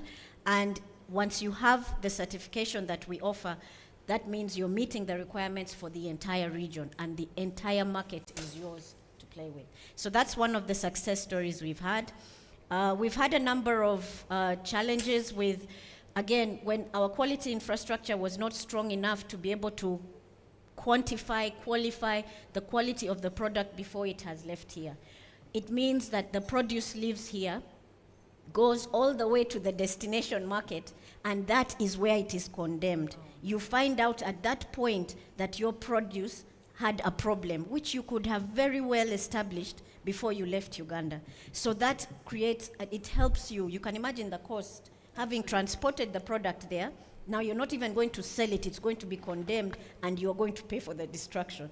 So now, having the quality infrastructure here, the testing capability, the certification against international food safety standards means that the producers are able to do all that while they're here in Uganda. By the time the produce goes the other side, you have all the documentation and you're comfortable that your produce is okay, and you get access to the market. We have some people who are making the fruit. There's a producer of dried fruit, dried pineapple, dried banana chips, who produces exclusively for the US market.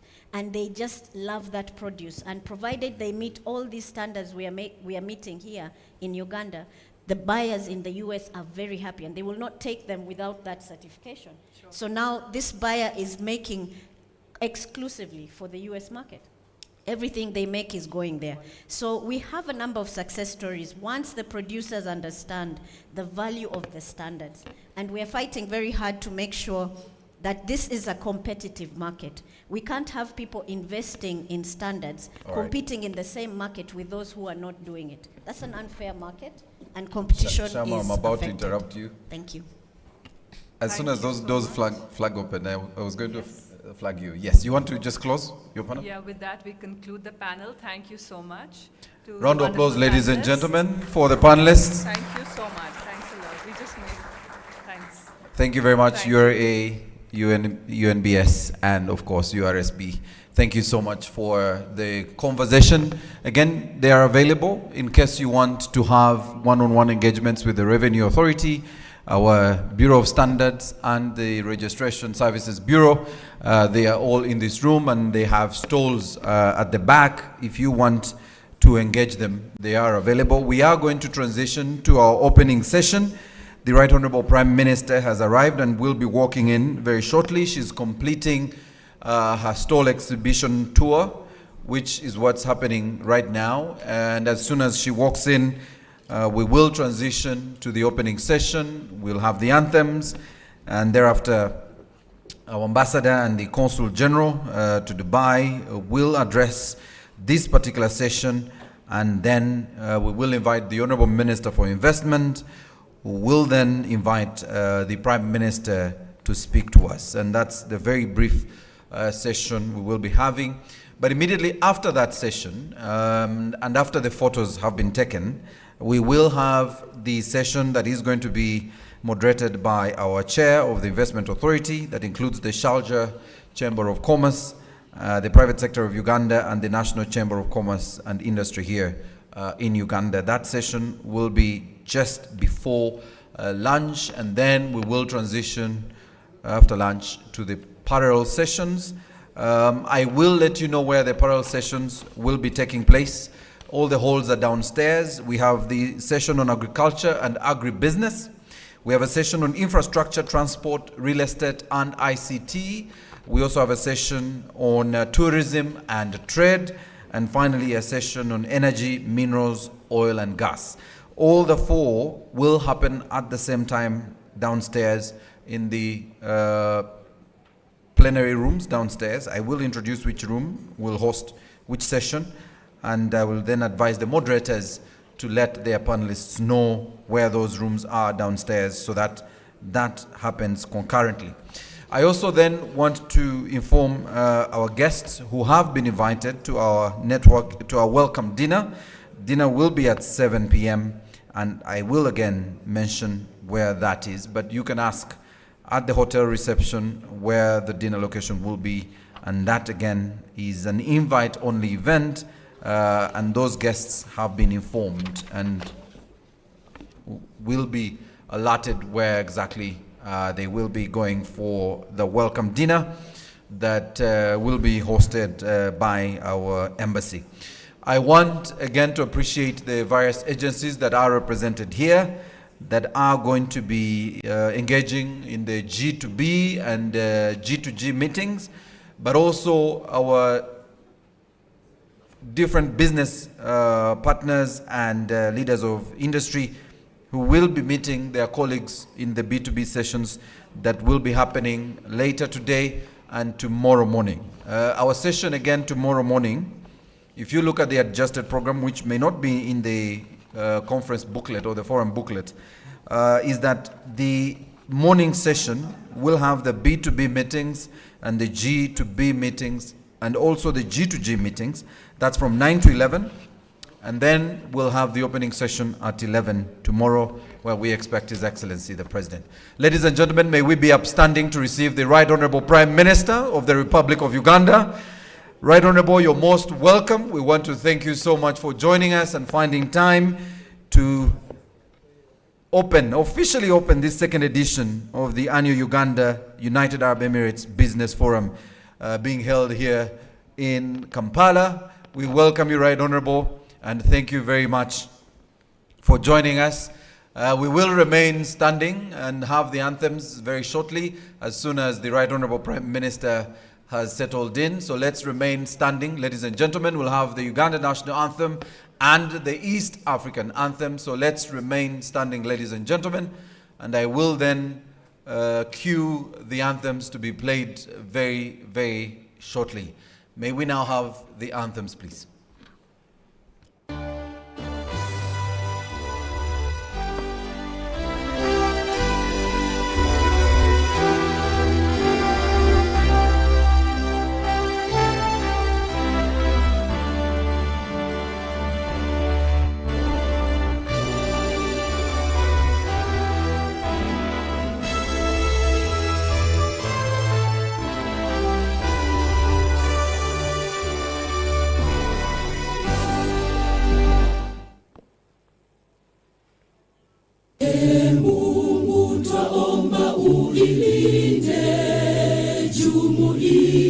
Afrika Mashariki, tuwezeshe kuishi kwa amani, tutimize na malengo yetu.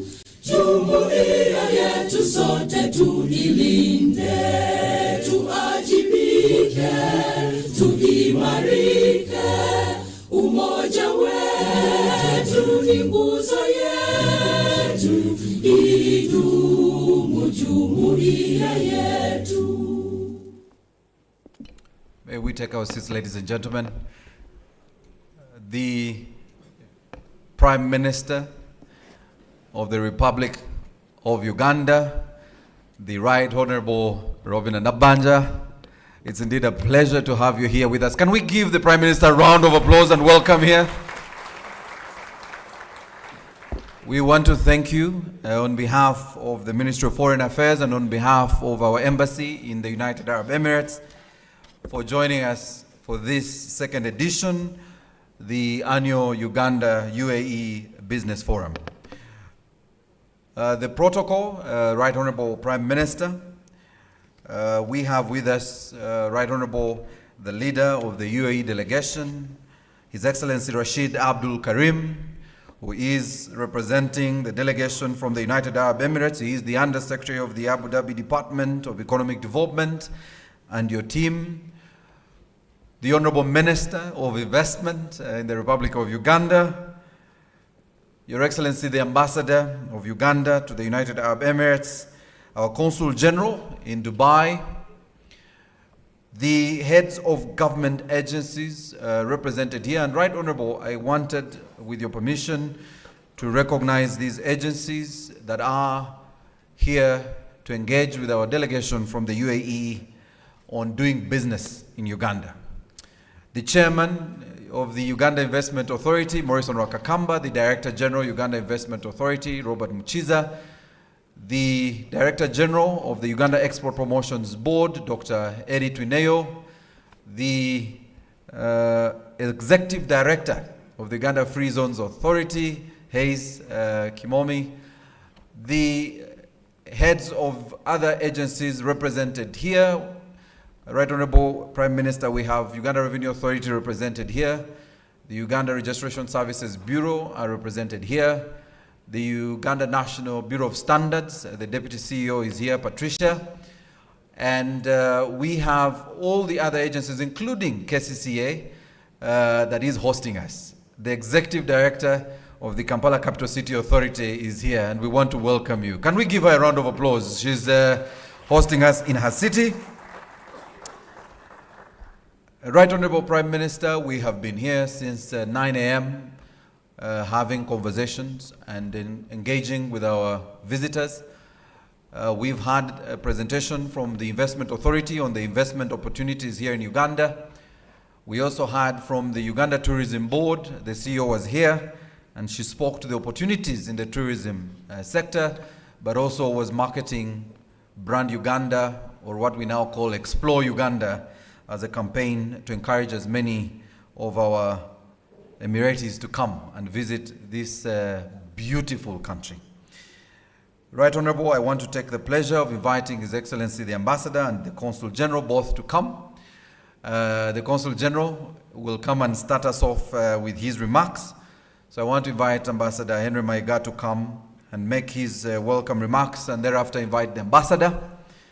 And I'll then request the Ambassador to invite the Honorable Minister for Investment, and the Honorable Minister for Investment will then invite the Right Honorable Prime Minister to address us. You're most welcome. Round of applause, ladies and gentlemen. Thank you, sir.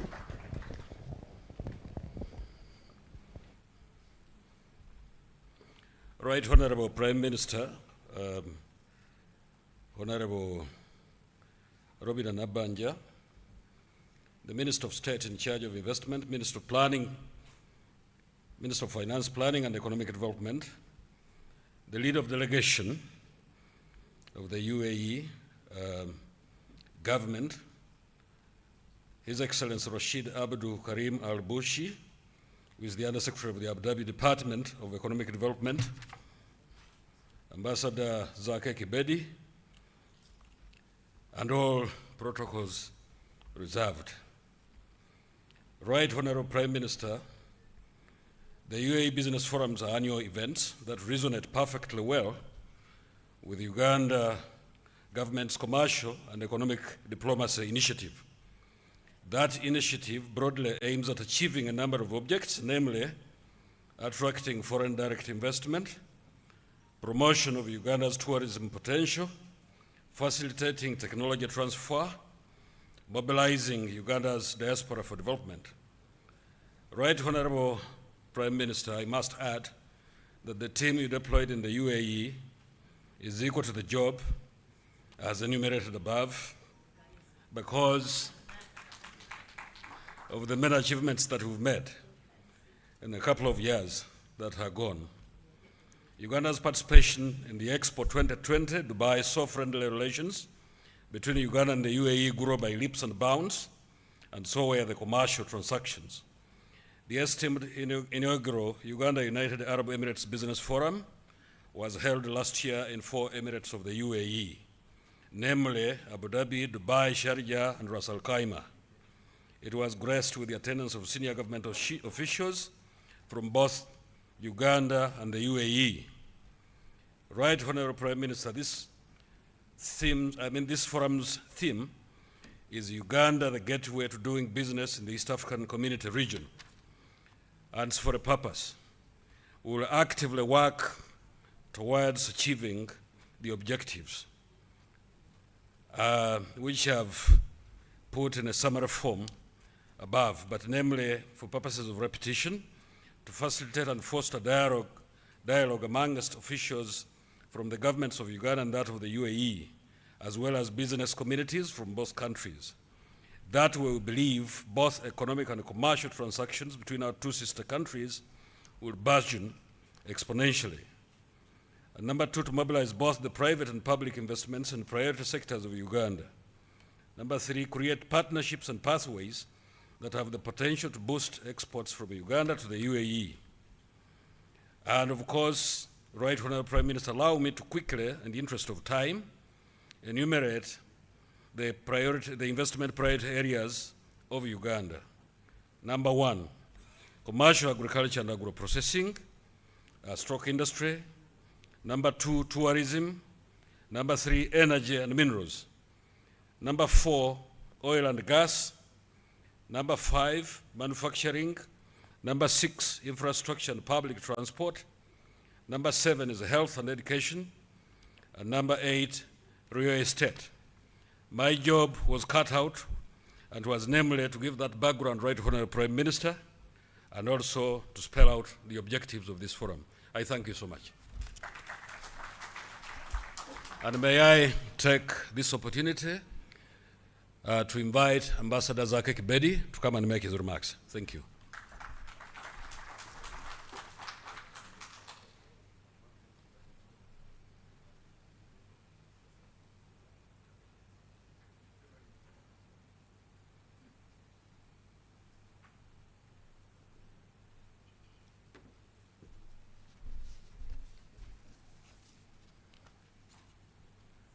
Thank you so much. Ambassador Henry Maiga, Consul General, Uganda Consulate in Dubai. The Right Honorable Robin Anabanja, Prime Minister of Uganda. The Honorable Evelyn Aniti, State Minister for Investment. His Excellency Rashid Abdukarim Al-Boshi, Under Secretary, Abu Dhabi Department for Economic Development and team. One of the officials I've known in the UAE since the time I reported there. Right Honorable, one of my very first official meetings after taking post in Abu Dhabi was with His Excellency Rashid.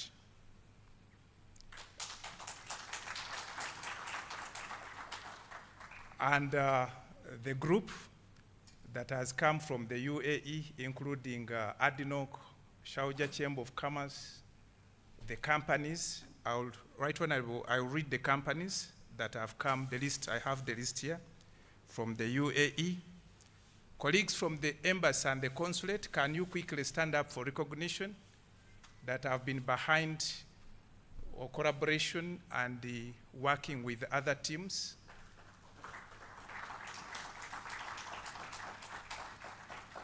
And also, on behalf of the Director General of Uganda Investment Authority, I would like to request the team of Uganda Investment Authority to stand for recognition. We've worked together to organize this.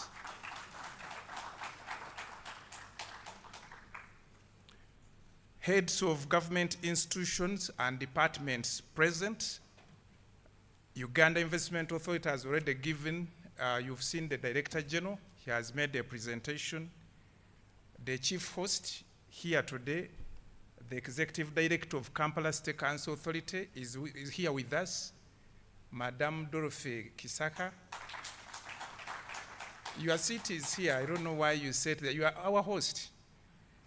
And then we have also Uganda Tourism Board. The Executive Director has just left, but the Chairman is also coming to be with us for the session of Trade and Tourism. We have Uganda Export Promotions Board. The Executive Director is here. We have Uganda Coffee Development Authority. I just tested their coffee. They are behind there. We have Uganda Registration Bureau, Services Bureau. We have Insurance Regulatory Authority. Then we have the private sector. The board chairperson of Uganda Private Sector Foundation is here, Honorable Sechitoleko. Honorable Sechitoleko is one of the former ministers of agriculture, and she was also a member of FAO. Then we have Uganda National Chamber of Commerce and Industries. They are here. We have Uganda Manufacturers Association. They are there. We have Uganda Small Scale Sized Industries Association. amongst others. Then we have the chief executive officers of companies and businesses, both from Uganda and UAE. Distinguished participants, ladies and gentlemen, I welcome you all to this second edition of the Uganda-UAE Business Forum. Before I go any further, please allow me to recognize the institutions and the companies that are here with us today from the United Arab Emirates. Right Honorable, the leader of today's delegation from the UAE leads an institution known as Abu Dhabi Department for Economic Development. They are here with us. We have ADNOC. ADNOC is Abu Dhabi National Oil Company. It's represented by the Director International Relations and one other colleague. We have Sharjah Chamber of Commerce. They have also an exhibition. Right Honorable, Sharjah Chamber of Commerce is fulfilling one of the resolutions that came up from the meeting the President had with the ruler of Sharjah to modernize Chidepo National Park. They are expanding the airstrip there, the runway to expand from 1.5 kilometers to 3.5 kilometers to be able to accommodate jet aircrafts, and also set up there a 5-star resort.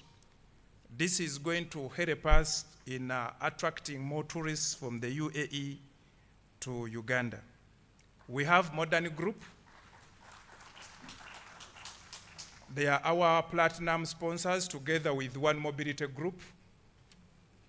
We have Global Gases Group. We have Amia Power.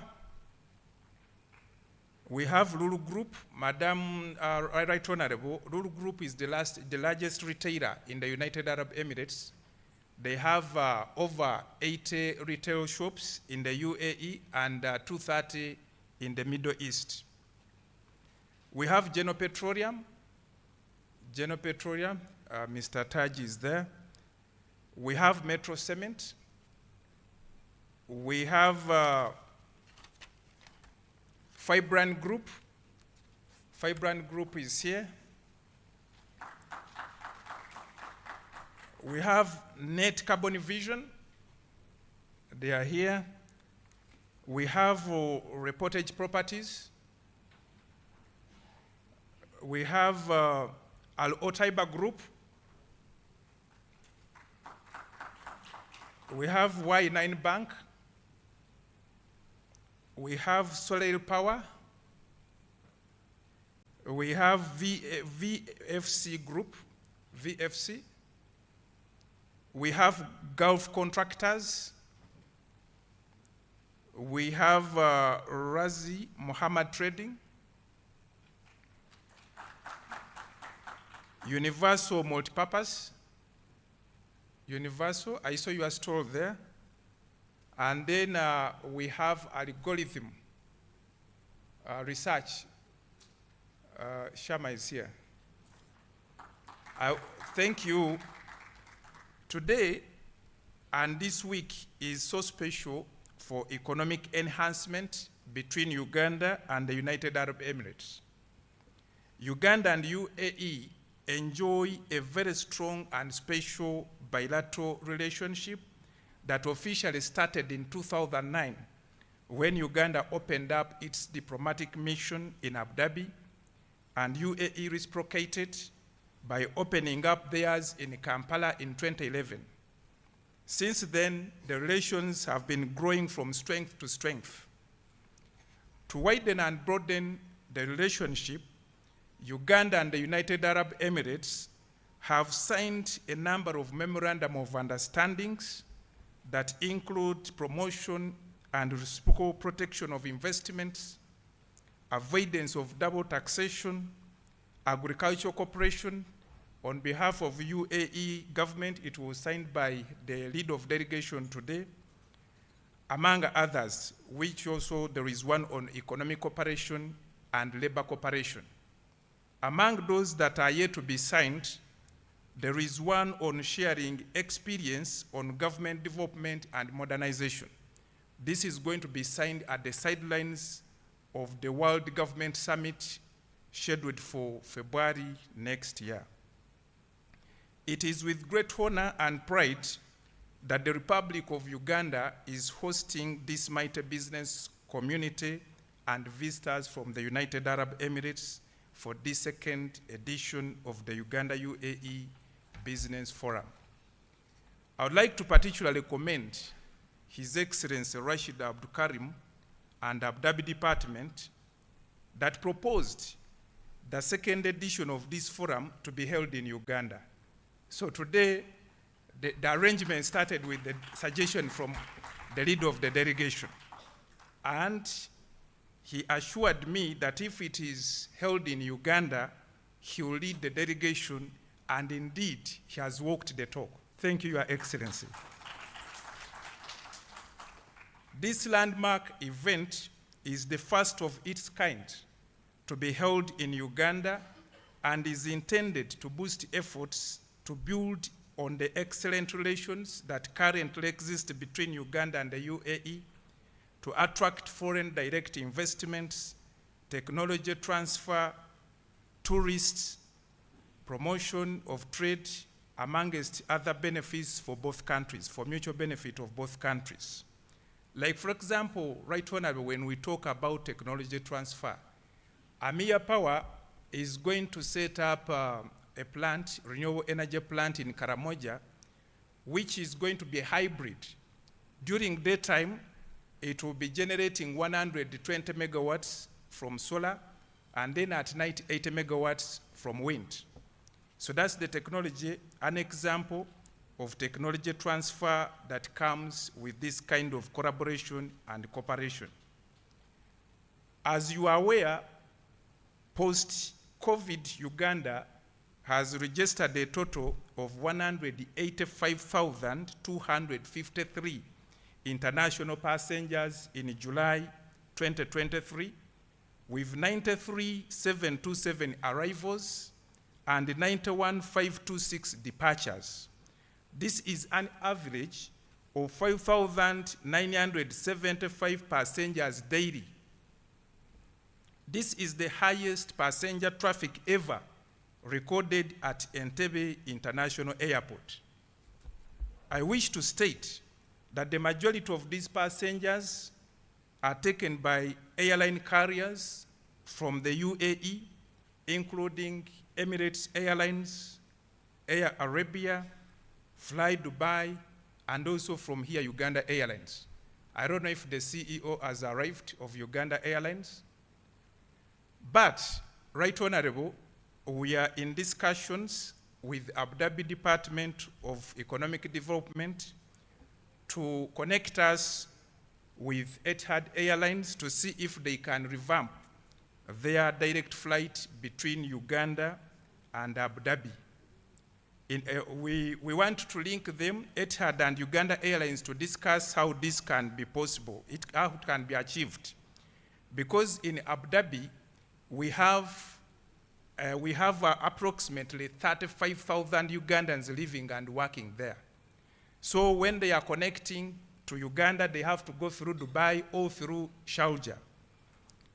I am optimistic that this business forum will further exhibit and highlight our country's finest offerings, including a list of products, and we aim to promote the products we aim to promote during this period, this week's forum, and also present several key infrastructure projects across industries, including commercialized agriculture, IT, energy, as Ambassador Mayiga ably elaborated. Our dear visitors from the United Arab Emirates, I hope that this week offers you an in-depth insight into Uganda's environmental, touristic, cultural, economic, and social landscapes, and be familiarized with its destination as a choice for not only leisure, but also doing business. We are aiming, as you see the theme of this year's forum, Uganda, the gateway of doing business in East Africa. As you saw the presentation by the ED Uganda Tourism Board, Uganda is at the heart of East Africa. And our dear guests, I don't want you to worry about the status of the infrastructure now. The executive director will talk about it, especially what she told me, that now she has a budget to work on most of the major roads within Kampala State Council Authority. And today, the director, Global Gases, has been telling me something interesting. He drove all the way to Chitugum to attend the Independence Day. He drove for 5 hours, and he told me, Madam ED, that he was surprised that the roads up country are better than the roads within the city. So we need to have a conversation on this. It is my hope that this event will spearhead new business opportunities for both nations and the political, social, and economic activities between our two brotherly countries. I wish you all a beneficial and great event. In conclusion, allow me to conclude by thanking our dear sponsors. It will not be possible for us to host this event, Madam Right Honorable Prime Minister. We do not have a budget for such activities, but as a mission that was created to promote economic and commercial diplomacy, we have to think outside the box. So that's why we closely work with the private sector and our partners that have enabled us to do this. I will request them again as I introduce you to stand for recognition. Modern Group, One Mobility. Madam Right Honorable, you are going to have a one-on-one with him. You yourself called me that you want to solve the problem of public transport in Kampala. He's here for that purpose. When you sign the MOU tomorrow, he will start. Even the ED is here. The ED is here. Then we have General Petroleum, Global Gases, Lulu Group, Metro Cement, Reportage Properties, and Madam Right Honorable, locally we've had the two sponsors, NBS Group, and the CEO is here, and Managing Director Mr. Kini Kalisa is here. And then we have UBC, Uganda Broadcasting Corporation, and the MC is none other than the Deputy Managing Director of this group. Stand up for recognition. So without wasting any more time, I thank you all once again. Asante sana. Autahib ulharu. I hope I'm close there. Thank you. Honorable Minister, allow me invite you to make your remarks and after invite our chief guest. Thank you.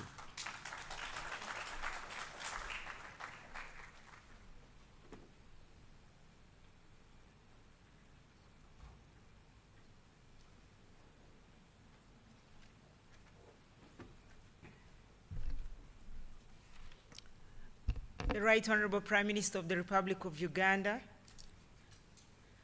Honorable Nabanja Robina, the Ambassador of Uganda to UAE, Ambassador Chibedi Zake, the Deputy Ambassador, the Leader of UAE Delegation, His Excellency Abdul Kamir, and all the delegates that you've come with, you're most welcome to Uganda. The Executive Director of Uganda Investment Authority, the Director General of KCCA, the Director General of UTB, the Executive Director of UMA, all the investors in the room, our friends who are partners in development, ladies and gentlemen, good morning. Is it a good morning? Oh, it's already afternoon. We've been speaking and speaking and speaking endless. It's time to make money, okay? I first of all like to start by asking my fellow citizens to put their hands together to welcome our big delegation from UAE.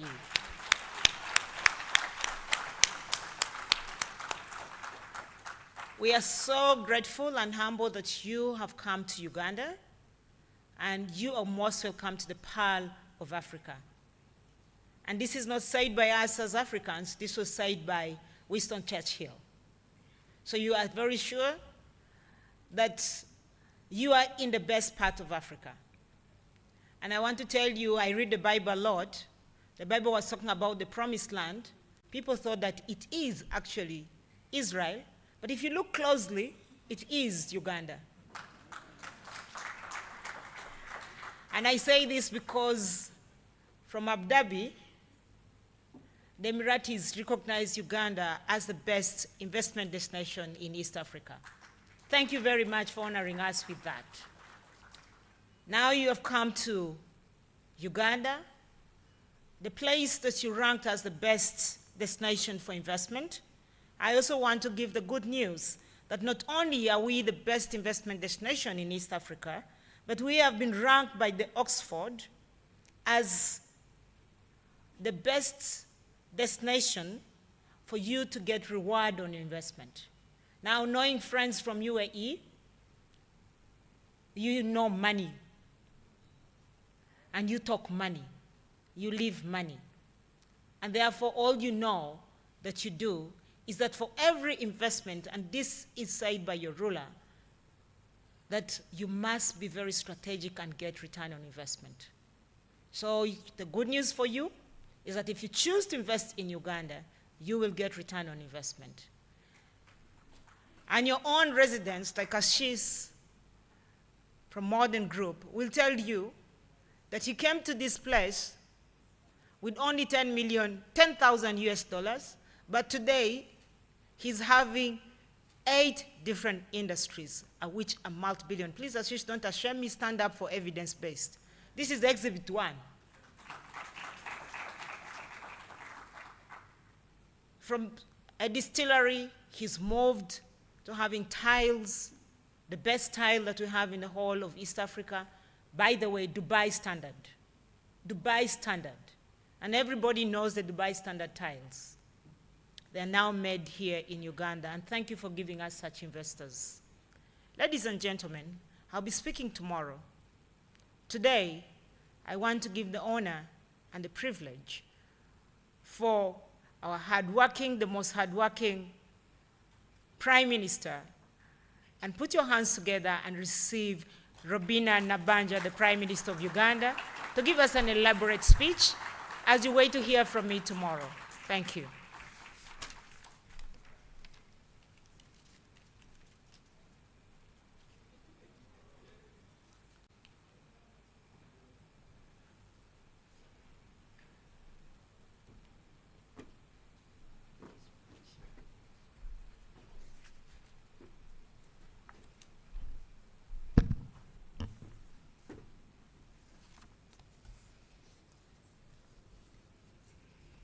Honorable Evelyn Aniti, the Minister of State, Investment, the Ministry of Finance, Your Excellency Rahid Abdulhakim and your delegation, Your Excellencies the ambassadors and high commissioners, the head of government agencies, distinguished ladies and gentlemen, I bring you greetings from His Excellency, the President of the Republic of Uganda. I'm here to categorize because he's going to be with you tomorrow.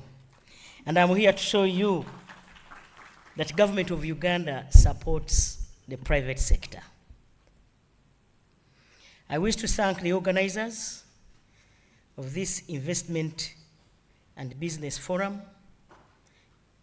and in the same breath, welcome you all to this business forum. It is my honor to officiate at this very important function because it offers a platform for us to pull synergies together to increase Uganda's export competitiveness, attract more foreign direct investments, tourism promotion, and jointly address the challenges of doing business between our two countries that we are all facing, and propose the best way forward. Under the NRM government, Uganda exports to UAE. Uganda's export to UAE have increased by 37.8% annually. Uganda imported goods and services from UAE worth US dollars 46.5 million in the year 1997, which increased to US dollars 1.04 billion in 2022. This is in line with the Vision 2040, the NRM Manifesto, and the National Development Plan 3. In 2021, Uganda participated in the Dubai Expo, as you all know. During the Expo, Uganda signed investment deals which increased FDI from UAE to Uganda from US dollars 300 million in 2018 to approximately 3 billion US dollars in 2023.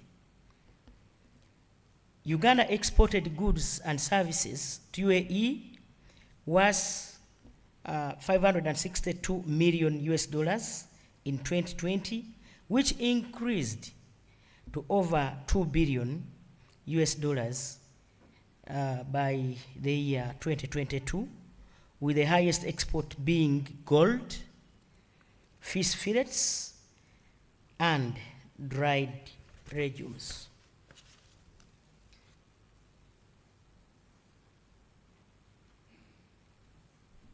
Why you should invest in Uganda? Because Uganda is the best investment destination in East Africa.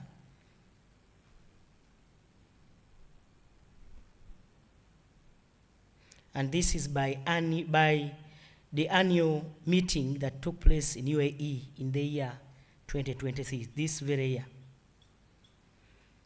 You should invest in Uganda because Uganda is top number 10 industrial development according to Africa Development Bank. Uganda is the best tourist destination according to CNN in 2023. These are facts. Uganda is third most rewarding economy to invest in Africa. This is Oxford Economics 2023. Uganda is 100%, or Uganda allows 100% repatriation of profits.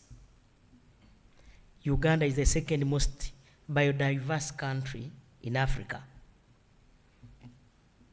In 2020, with high green investment and carbon offset potential. Security of persons and property. Uganda is a beacon of security in the region, and investors can be sure that they will be safe in this country and their property is secure. Uganda is the fastest growing economy in the East African community with a GDP of over 40 billion US dollars. That is by World Bank 2021.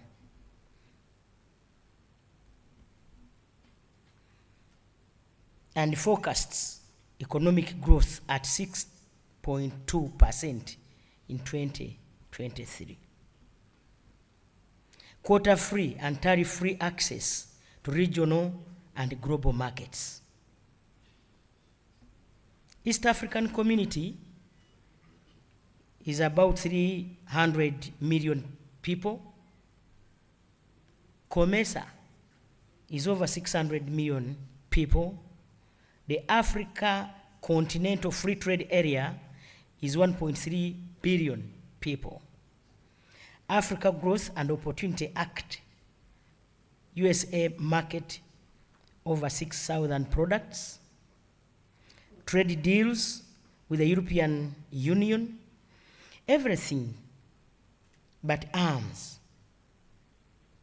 Trade deals with China and India. You can access all these markets by domiciling in Uganda. I'm telling you. 100% project ownership for foreign companies. Uganda has the youngest population. This is an advantage in the region, with an average age of 17.5 years. Higher population of advanced degrees than South Africa and Egypt, and therefore it is highly trainable and adaptable to labor force. And Uganda has the lowest labor cost in the region at about $400 per year.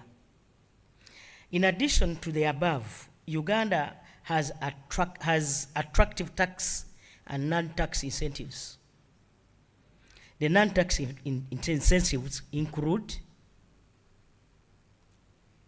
securing free land. You must already have been told this. Securing free land for industrial development.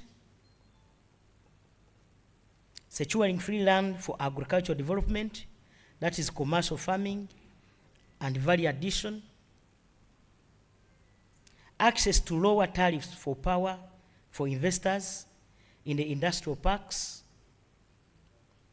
Facilitating investors to access infrastructure development in the industrial parks. Offering investment and business support services to investors through a one-stop center. Those of you who passed through our stores, you saw this. I also want to tell you the tax incentives below. A 10-year tax exemption for investors in commercial and value addition agriculture. All machinery for value addition attracts 0% import duty, and these include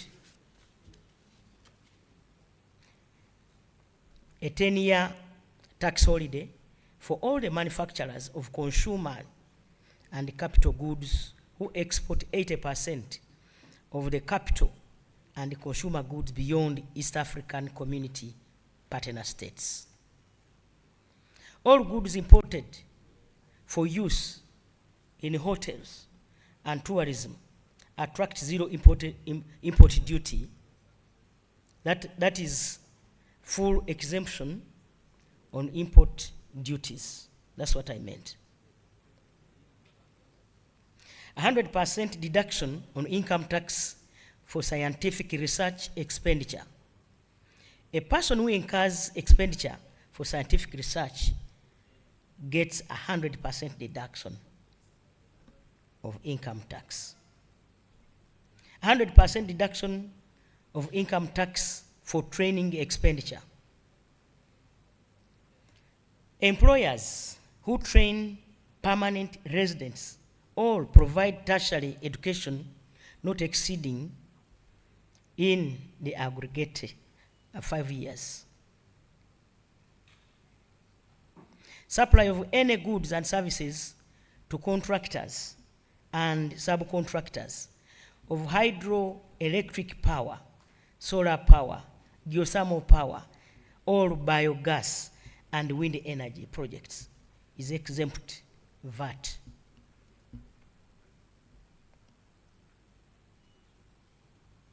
You must have been informed already that according to statistics from Bank of Uganda,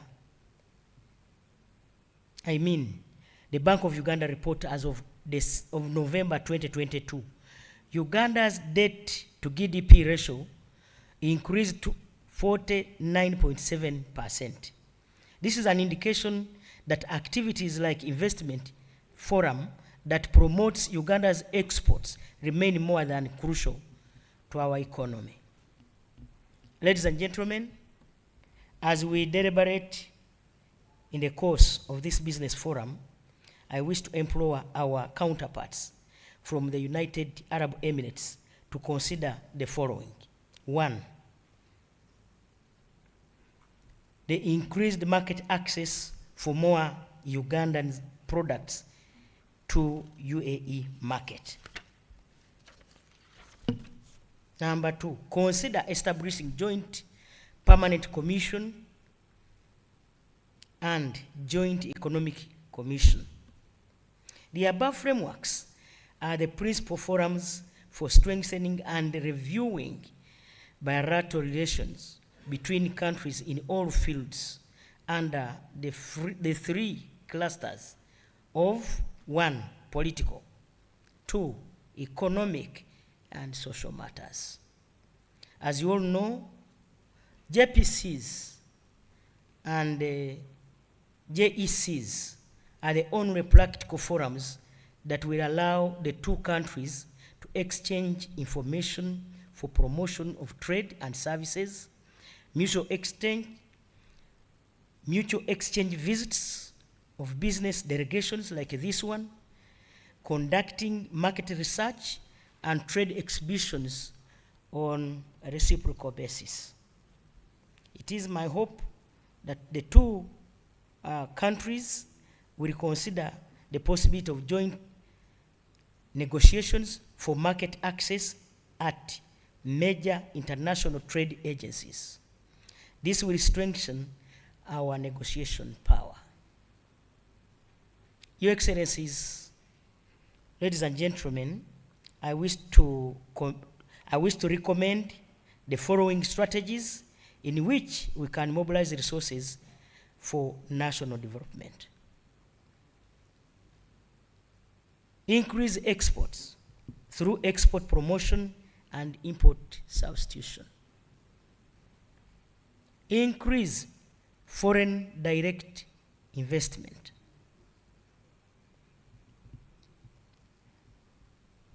Appropriate technology transfers in the identified sectors of our economy. And lastly, attracting tourists from UAE to Uganda.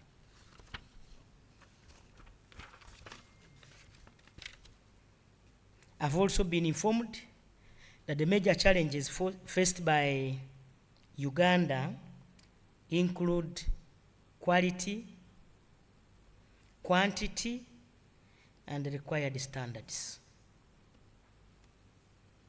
These identified gaps in export competitiveness need to be addressed with a special focus on the whole value chain. Your Excellencies, Honorable Minister, ladies and gentlemen, I welcome this initiative and all the efforts aimed at strengthening the marketing of Ugandan products, as well as measures aimed at increasing Uganda's export competitiveness. With those words, it is my honor to declare this investment and business forum officially open.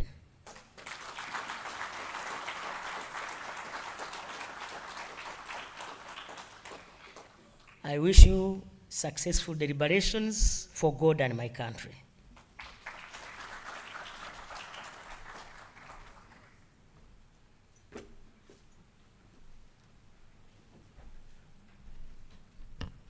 Can we give the Right Honorable Prime Minister another round of applause?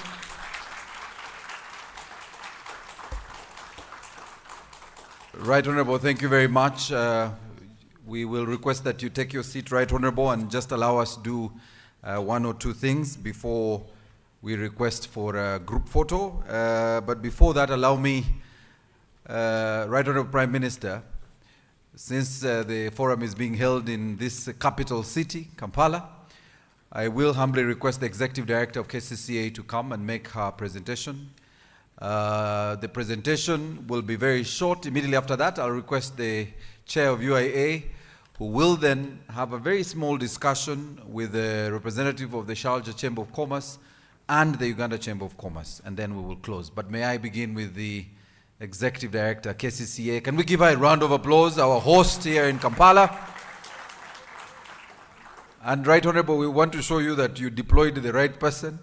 So she's coming to do the diligent job of marketing the city to the UAE and the investment opportunities therein in the city. So you're welcome, Madam Executive Director.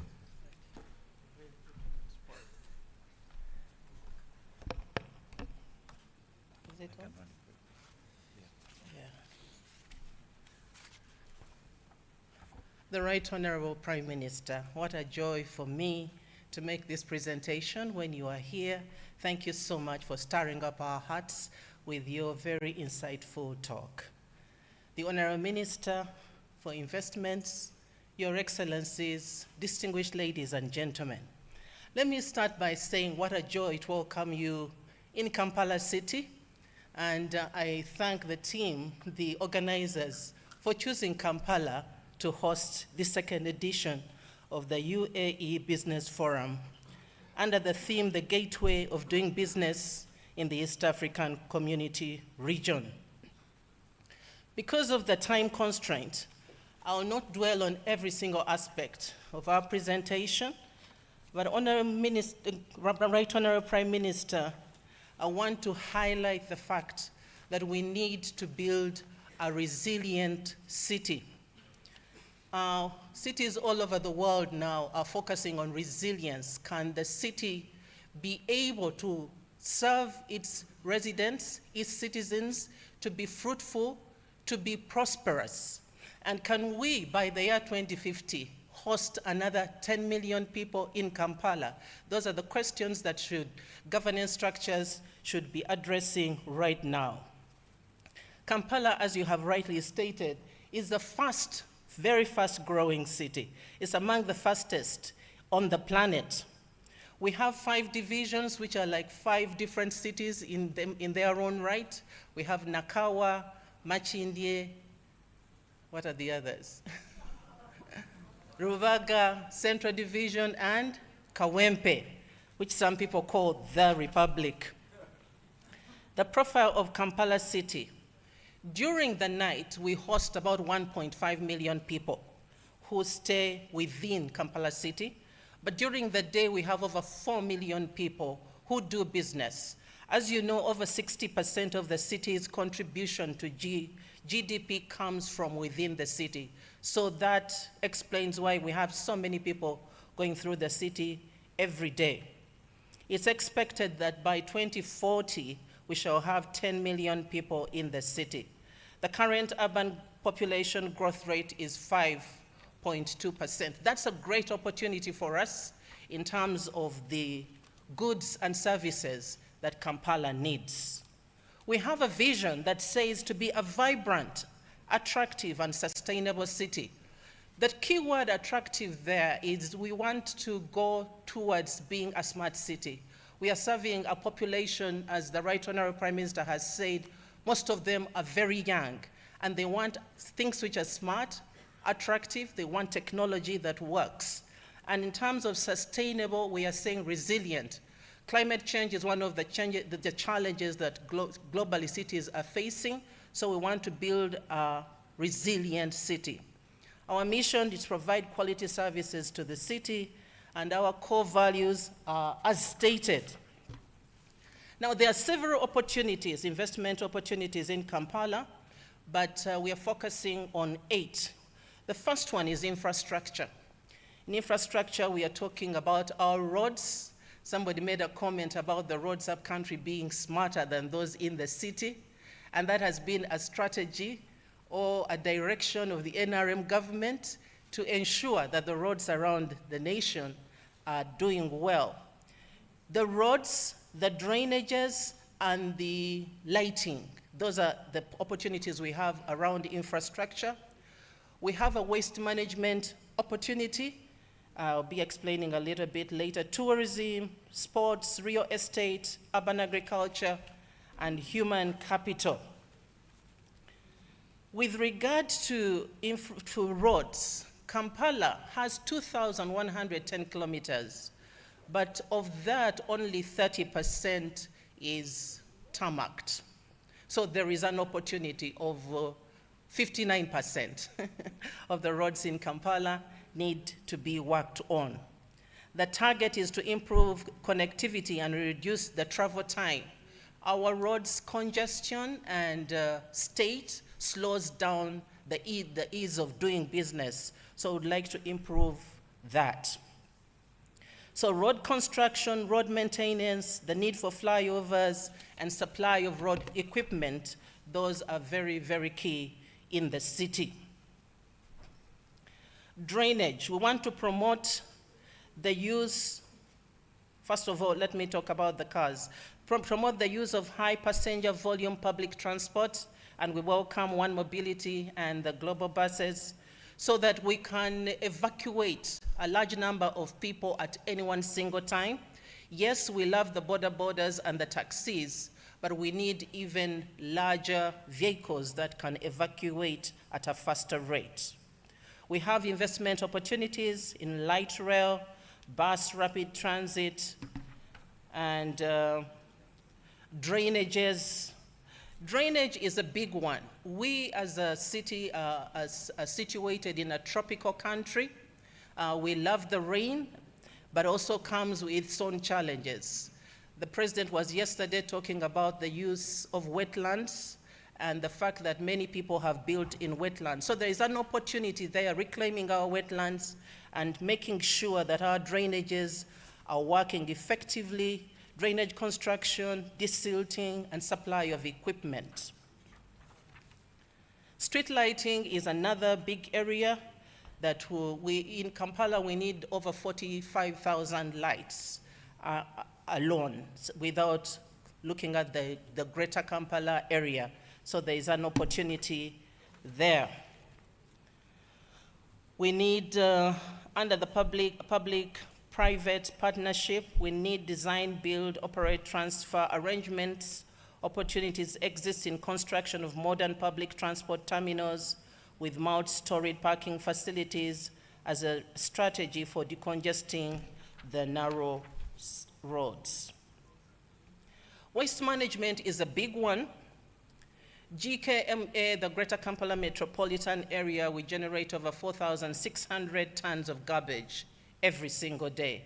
And Kampala City alone, the 5 divisions, we generate over 2,500 metric tons per day, but only 30% of this is efficiently collected and deposited at Chitezi. So there is an opportunity here for a waste value chain management, recycling, renewable energy, modern waste treatment, capping and repurposing of the existing landfill at Chitezi.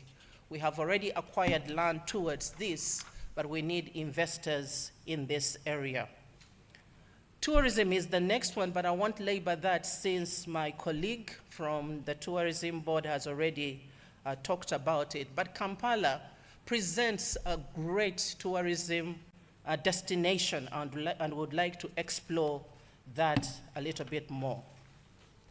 Real estate. The UN Habitat estimates the housing deficit for Kampala at 200,000 units. The city has an urbanization rate of 5.6% and the population growth of 3.3%. Recently, we had a conference and we were looking at the need for housing in Kampala. We realized that most of our people stay in informal settlements. They have bibanja, a form of tenancy which is not by which they cannot obtain value if they go to banks. So there is an opportunity there for establishing housing units, affordable and decent housing in various forms. Sports is the big one. We are excited about AFCON 2027. Kampala needs to establish stadiums, public and school sports playgrounds, all-weather specialized community sports facilities across the city. Like I said, we are one city, but it's like we have 5 different cities. Each of these needs these facilities, and there is an opportunity. As I come to the end, there is urban farming. Promoting of modern urban farming methodologies, including greenhouse farming. We have a demonstration farm out in Chanja, in Kawempe division, but there is a great opportunity here. Most of families are now going on to eating vegetables and fruits. So investing in this area, bringing awareness and bringing methodologies that enable you people to use their little back spaces for farming, that is an opportunity. And construction of modern agro-processing and packaging facilities can't be overstated. Construction of trading spaces, which we call markets. Kampala currently has over 84 markets under 2 main types of ownership. KCC owned are only 16, and the rest are private owned. Some of these markets are not being efficiently used, although the land is available. We could do high-rise construction so that we use the land sufficiently. So there is an opportunity right there in providing trading spaces in the city. There is physical and spatial planning. There is a great opportunity here. We need the master planning of the whole city. Yes, the plan has been there since 1964. It's a time to revisit, to reclaim our wetlands, to zone particular areas for particular activities, beautification and greening, city addressing. Kampala has the opportunity of, has an advantage of all year rain, so it is just a matter of specific planning for these things that we can take advantage of. So finally, Right Honorable, we have other investment opportunities in the city education sector, the city health sector. These are social needs, urgent and important. For the schools, we have over 2,000 schools in the city. KCCA owns only 79, but many of these schools need a heavy investment to expand the facilities. To give you an example is our Buganda Road Primary School, Chitante Primary School, prime land, but congested buildings. Promoting the cultural, performing arts and leisure sector is my last point. We have an opportunity here to invest in our young people, many of whom are in the performing sector, in theater, and are using technology to advance themselves. So let me end by saying welcome to Kampala City, the smart city, a city of opportunities. We welcome our investors from UAE and from all the other cities of the world to come and invest in Kampala. I thank you. Ladies and gentlemen, another round of applause for the Executive Director, KCCA. I now take the pleasure of inviting the Chairman, Uganda Investment Authority, Morrison Rakakamba, to take his seat, and he will then invite his panelists. He only has 2 panelists. And Right Honorable Prime Minister, this won't take too long because we know you have another engagement immediately after this. So over to you, Chairman Morrison Rakakamba.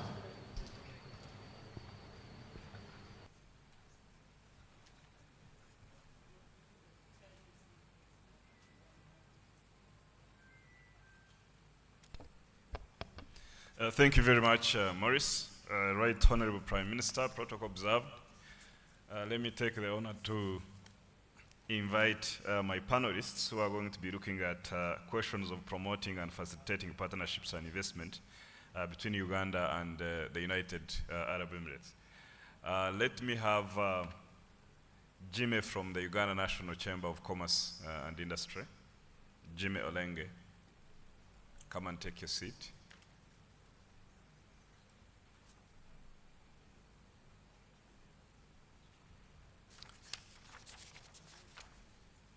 Let me also have the representative from the Abu Dhabi Department of Economic Development. Let me also have the Abu Dhabi Fund for Development.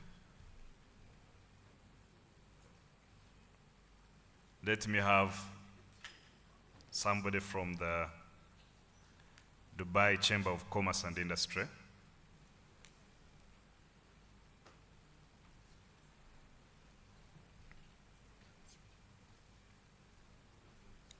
And if I have somebody from the Sharjah Chamber of Commerce and Industry.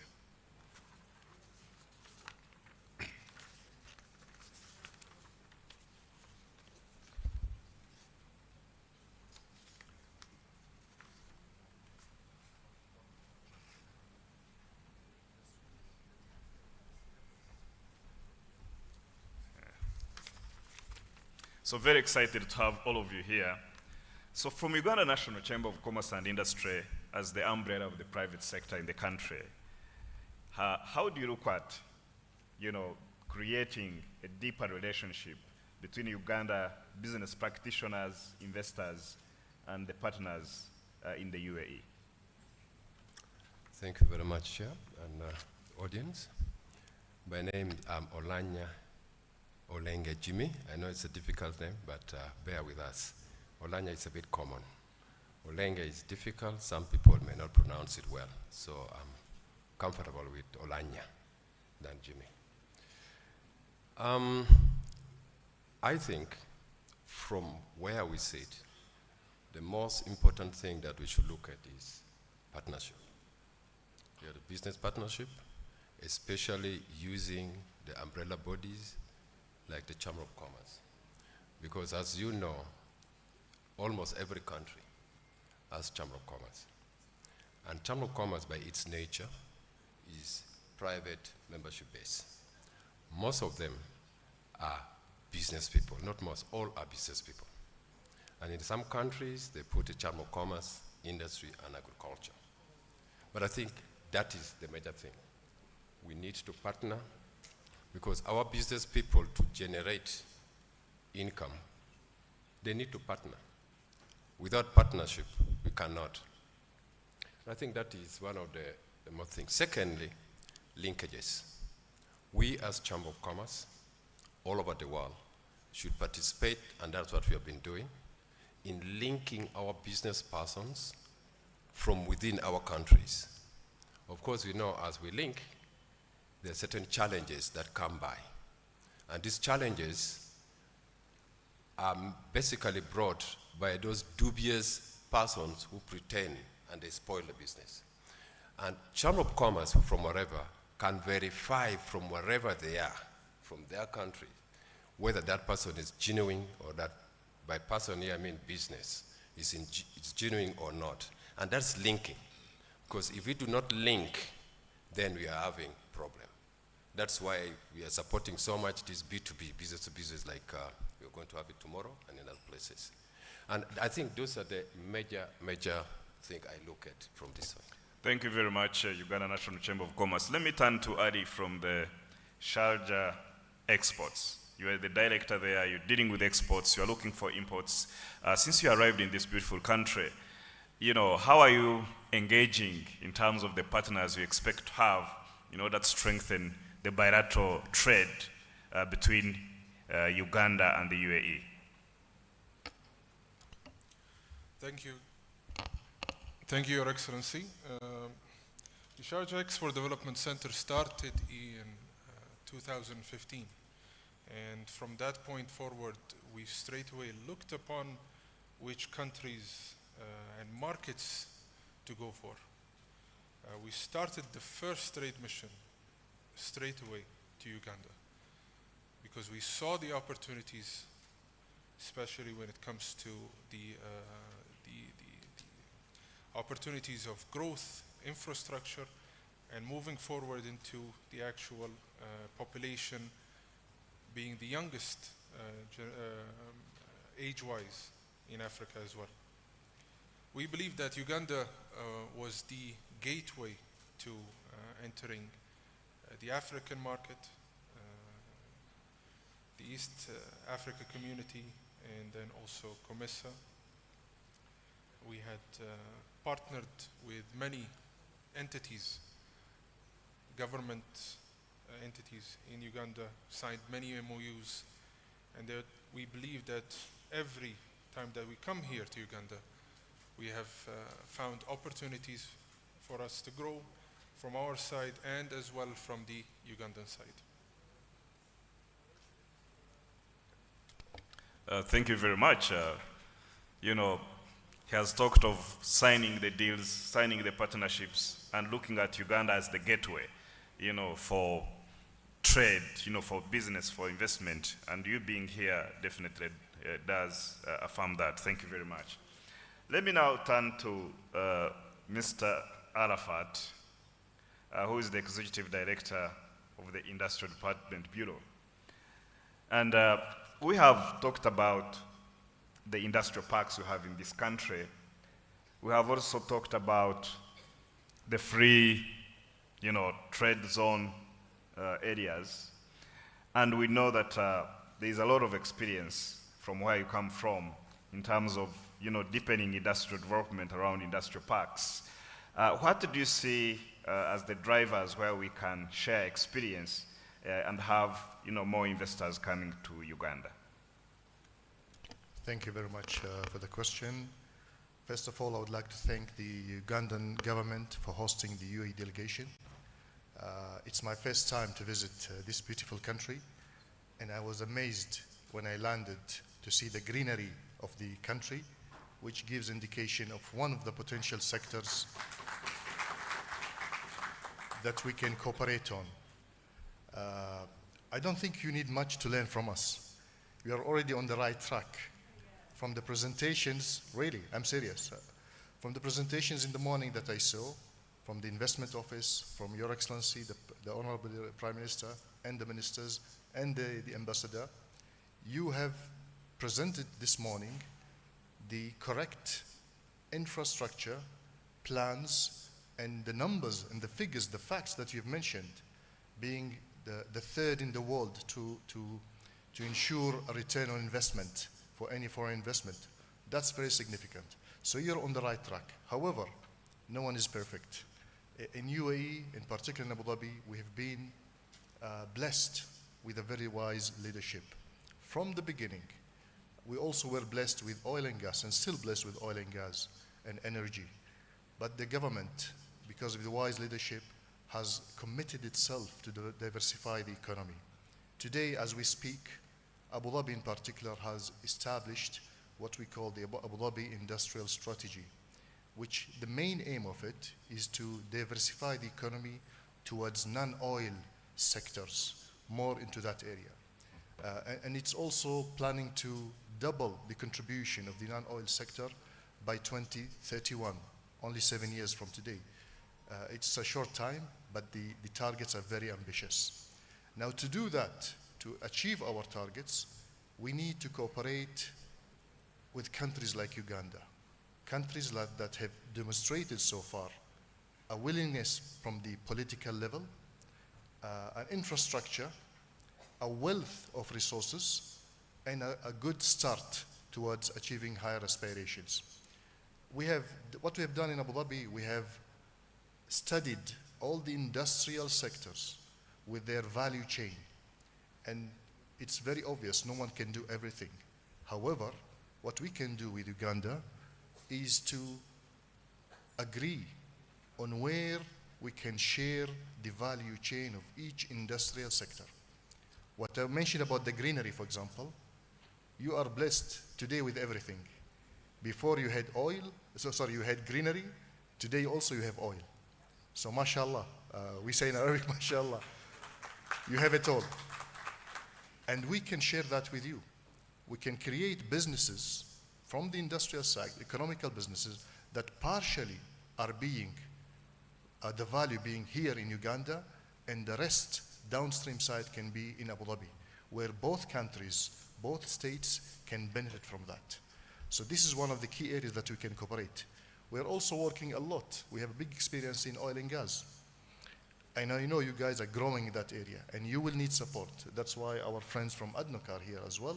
But also in Abu Dhabi, we have plenty of investments, private investments in the energy sector that I think can come to Uganda and explore opportunities and add value to the ongoing exploration or development of the energy sector. So there are many opportunities I think we can share, but to learn from us, I think you are on the right track. Yeah, let's really have a big hand clap, because Arafat believes policy-wise we are doing very well, leadership-wise we are doing very well, and that he even agrees with Uganda's policy of retaining value in the oil and gas here, that we must do a refinery, we must do fertilizer factories, we must do all the byproducts from oil and gas. Thank you very much. My brother, Jimmy, you have heard yourself, you are the private sector. You head the National Chamber of Commerce and Industry as the Secretary General. So, beyond the organization of membership and the partnership you have with all these chambers of commerce, what are your private sector people saying? You know, how can they quickly get into UAE in order to do these partnerships? What can they export there? What's going on? Thank you very much. Our membership, as you say, it is drawn from all over the country. And we are in every political district of Uganda. That's to begin with. So the membership here are divided basically into, you can call it three, but let us talk to two. Those who are of high level, those in the middle, and those who are in the lower level. Now, those in the high level are basically within the capital city or within the cities. But there are some upcoming business persons that need to be lifted so that they can also compete well. And these are the categories that are in small town, but are very promising. Most of them are in agro business. Now, what we at Chamber are doing is to organize so that the investors, if you need, they partner with those who are a bit out, and which I think UAE is doing a good job to that with the local investment, so that we promote those and develop and help from the other side, creation of employment, decongest the city, and the rest. So that's what Chamber of Commerce is doing. Apart from interesting and getting into partnership with other Chamber of Commerce and other players in the private sector. We are not alone. There are some other players in the private sector. And we work together to ensure that we improve the benefit, improve the livelihood of our members. I think that is where we are going, and we are going on well. We have another thing that we have found, which we are working on, and I want to thank URA so much. I think they were represented here, because as you know, most of Ugandans who are here, our members who are here, we have been having a lot of challenge with the way our revenue is being collected. Most of our business people, if not all of them, appreciate and they know that they must pay tax. But the way it was being collected was scaring them. Of late, which I'm saying very good on behalf of the members, we are now seeing changes because the human face of collecting tax is coming. And that was the biggest problem. Lastly is the cost of money. The cost and the delay of money, especially those who are going to be or are already trading with UAE. The cost of money to our business person is very high. The transfer of money, the sort of the time of money moving, so that increased the cost to our business person. Imagine somebody is exporting something to UAE, and then the delay, not in anything, in the payment, that causes problem, or exporting. So that is what we are working on, and I'm even happy Investment Authority, the last time I got, they're also working on that, and I've given a lot of incentive of that, which is very good. So those are briefly what I can talk about. So what Jimmy has confirmed is that one, Uganda Revenue Authority is working extremely very well and very efficient. He has also confirmed that he's working with the domestic division of Uganda Investment Authority to ensure that, all emerging businesses across the country are clearly facilitated. But also, in terms of finance, I know that government of Uganda has provided a lot of funds through the Uganda Development Bank. The Uganda government has also, worked a partnership with Bank of Uganda through COVID recovery funds to ensure people who are, who want to set up businesses can quickly access money. But I also know that because of Uganda's liberalization policy, we work with all these banks that have now got products that are supporting export, especially to all the markets, including the UAE. But I want to come to you, Ali, for your final word as I conclude this conversation. What do you see as the key products, in terms of opportunity back in the UAE that you'd want to get from Uganda, or your membership and businesses would be looking to get from Uganda, such that our people here can prepare? The UAE has focused recently, especially after the COVID 2020, on a lot of food security issues.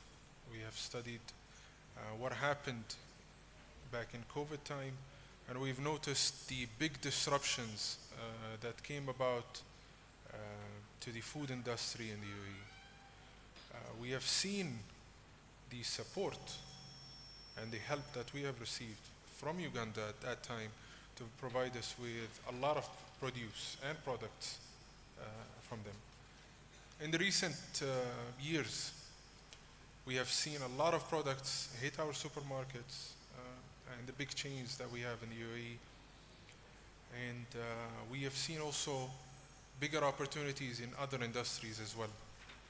But the key part that I wanted to include is that we need more business delegations coming from Uganda and exploring the UAE market, and not just from the UAE side. We have done the trade mission for the past 7 years to Uganda, and we'll be doing it again next month from the 7th till the 10th, and we want in that time also for the different Ugandan government entities to come over to UAE and learn and understand and gather information on which sectors that they should be going into. And once that comes in, they go back to their brothers and sisters here in Uganda to provide that information with research. A lot of individuals do not go into new markets because they are scared of the unknown. And once things are clearer, they would go for those markets, and they'll be able to discover the great opportunities that we have. Since we have discovered those great opportunities in Uganda, we believe that the UAE has a lot of great opportunities for Ugandan companies in the UAE. Wow, thank you very much. That's confirmed that the opportunities are there. We need to engage more, have more delegations, get many of your members to visit our country in order to get away with misconceptions and go ahead and invest. I want to come to you, Arafat. You talked about how UAE has diversified and largely now moved into the knowledge economy, fostering innovation. In Uganda, we now have a buzzing, really, ICT ecosystem, young people doing a lot of startups in the ICT sector. How can we collaborate to foster that transition into the knowledge economy? Thank you very much. I think the average age, as mentioned today several times, is 17.5. That's the wealthiest thing I think a country can have. is the force of the young guys, provided they have the correct education and then giving them the correct economical opportunities. In Abu Dhabi and UAE, we are doing the same thing.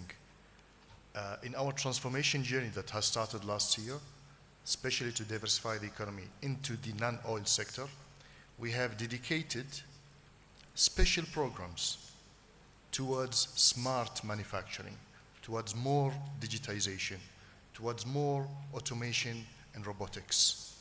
And we have allocated a budget of $3.6 billion for the next 7-8 years to support the transformation journey. That to support the startup companies in the fields of all the fields of industrial, mainly the automotive, technology, chemicals, renewable energies, pharmaceutical, food processing, and agri-tech. All these areas have to do the transformation with this budget, but also a condition, there have to be advanced technologies there. They have to link themselves with digitization, where you will need a lot of expertise and new ideas and support, especially by the young guys. That what we can do between Uganda and Abu Dhabi in that aspect. Similarly, between the transformation that's going on in Uganda with Abu Dhabi, we can start linking the investments to use the workforce that is coming from Uganda. Before that, provided that the quality and the competency is there. Now, if they are not meeting the requirement, we need to sit together, government to government, to set the type of skills required to support our transformation and your transformation.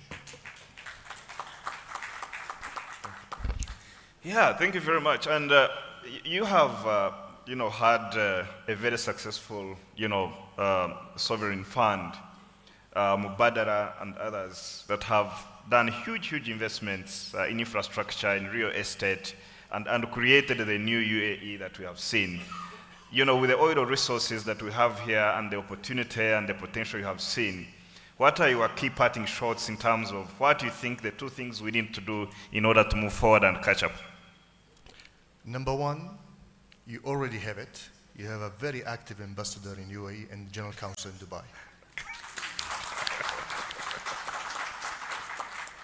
As mentioned by my colleague from Sharjah, Chamber of Commerce, I think there are plenty of opportunities between the two countries. We just need to have more awareness of that.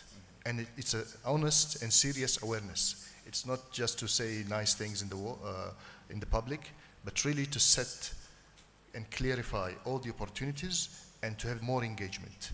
So as mentioned, delegation from both sides have to come, but I suggest before any delegation comes to the other country, the set of the clear objectives and the plan have to be there, and what is the expectation. Because we want to be serious, we want to be practical, and we have to get a good result, because each delegation comes. If the results are not continuing or not realized, then the next delegation will not come. If it comes, it will not be as successful. So it's very simple, more communication and more results. Thank you. What's your last word, Jimmy? Thank you very much. First of all, I want to assure my fellow penants here that, as you've heard, truly speaking, in Uganda now, I think in East Africa, we have the highest number of youth who are enlightened, who are skilled to a certain level. So skilling them is not really very expensive. So therefore, whatever we should do now is to try and come in and then tap into that skill that we already have. And as stated earlier on, we have fairly good environment. We have a lot of unexploited opportunities, both in and out. So I agree that one of the best things we can do now, because our government has given us a noble environment, you can see you're here. I think you're going to tour and you see how nice it is. Let us partner. Let us publicize. Let us make it known. As of now, yes, you've come, and many are coming, but very few of our business persons out of the city are aware of this opportunity that's there. So I agree entirely with my friend here, that we need to make it known to the whole country. So I call upon my good friend and you from the Investment Authority, let us team up. Let us be, because these people from the other side have done, our ambassadors have done a great job. Now it is us, and let us not stop on within the cities. Let us go out. Let us make it match. So I ask Investment Authority to come with us, with Chamber, and we do that. Then again, I think we need more exposure from our side to come to your place, to UAE. Because from where we sit, there are two types of business persons. One is that we started from up. And then most of them who are very successful, they have started building it from down. So it is going to be very difficult for us to pretend that we are going to teach them certain things, because they've started from down. To us, we believe that give them the exposure. As we talked about it and let people come, let us also expose them to go out there. Let them see with their product as it is, so that when they come back, they know the challenge that they need to improve in their product. Then we work with them to improve on their product to meet that other market. So let us identify, we get some committees, or we can call them council, so that they guide us with how our people can go. So that is all I can say. Thank you.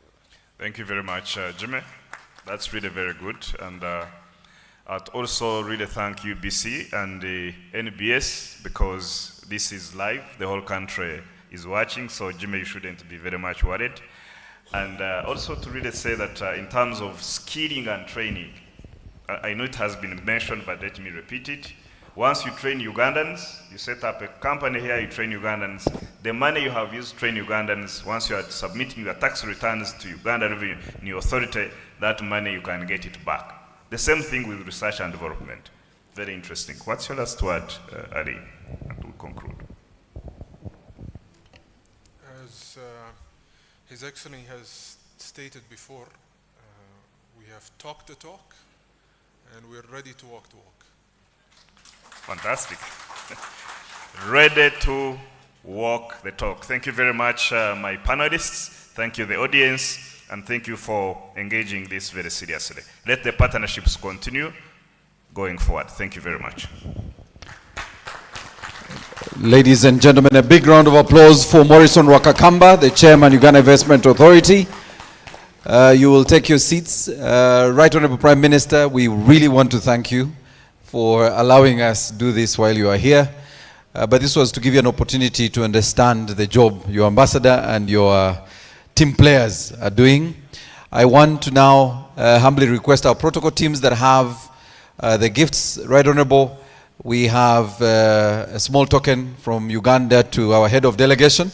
So I'll invite you, the Right Honorable Prime Minister, with our ambassador and the Honorable Minister, to come and join His Excellency the head of delegation to come to the front. There will be a gift exchange between Uganda and the UAE, and the head of delegation, Right Honorable, says he also has a gift for you. So we want to appreciate them for this, but protocol dictates that Uganda gives the head of delegation first, and so I'll invite the team to the front, and then we will thereafter have some photos, and immediately after the photos I will introduce the breakaway sessions, and I'll let you know where we will be going. I hope you have looked at the program. The 4 sessions are available. Please pick a session you will be going to as I now announce the different sessions that are coming up. Right Honorable, we need to do it at the front. So I don't know how. Yes, Right Honorable. And Right Honorable, take your time, because this is your visitor. I am told that you have another meeting with him, so I know you will have the longer conversations immediately after this, before you run to Parliament. Yes, because we know you have to represent the government business in Parliament today. So from Uganda to you, our head of delegation, Your Excellency Rashid Abdul Karim. Round of applause, ladies and gentlemen. That is from Uganda. You can see our art craft. That is really and Ugandan coffee. The best of Ugandan coffee. All right? And this particular one, there you go.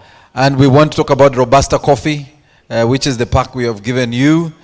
And there you go, Arabica coffee. The two coffees that we are proudly producing here in Uganda. We want to thank you. All right, so protocol teams will now receive the other gift from the UAE. Right, Honorable? Yes. There you go. Protocol dictates that they stay on this side. From the UAE to you, the Right Honorable Prime Minister. Round of applause, ladies and gentlemen. And His Excellency is explaining to the Prime Minister what the gift symbolizes. And again, from the UAE to the Honorable Minister. There you go. Round of applause, ladies and gentlemen. May I request the representatives from the UAE to come. We have the Sharjah Chamber of Commerce. We have the Abu Dhabi group that is also here. Please come for the photo moment here before I invite the next set of representatives of our government agencies to come and take pictures with our chief guest. And please note, our delegates, the four breakout sessions will be taking place immediately after lunch. And lunch is being served at the poolside. That's where we will be having lunch. That will be immediately after this. But there will be a select few that are going for a very brief meeting with the Right Honorable Prime Minister. Cameramen, if we can extend behind for the main photo. All right. That's the very first. I want to ask the heads of agencies to now join us. The Chairman, UIA, and the Director General, Modern Group, One Mobility, the Executive Director or the Director General Export Promotions Board, KCCA, ED, Hayes from Uganda Free Zones Authority, please come. And the other companies from the UAE that are represented here, please come. This is really our photo.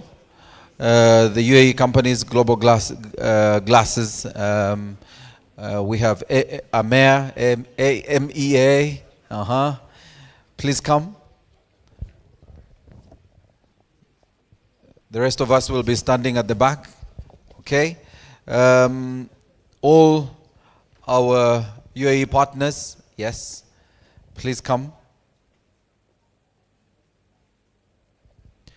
So ladies and gentlemen, this was the opening session of our second annual Uganda UAE Business Forum.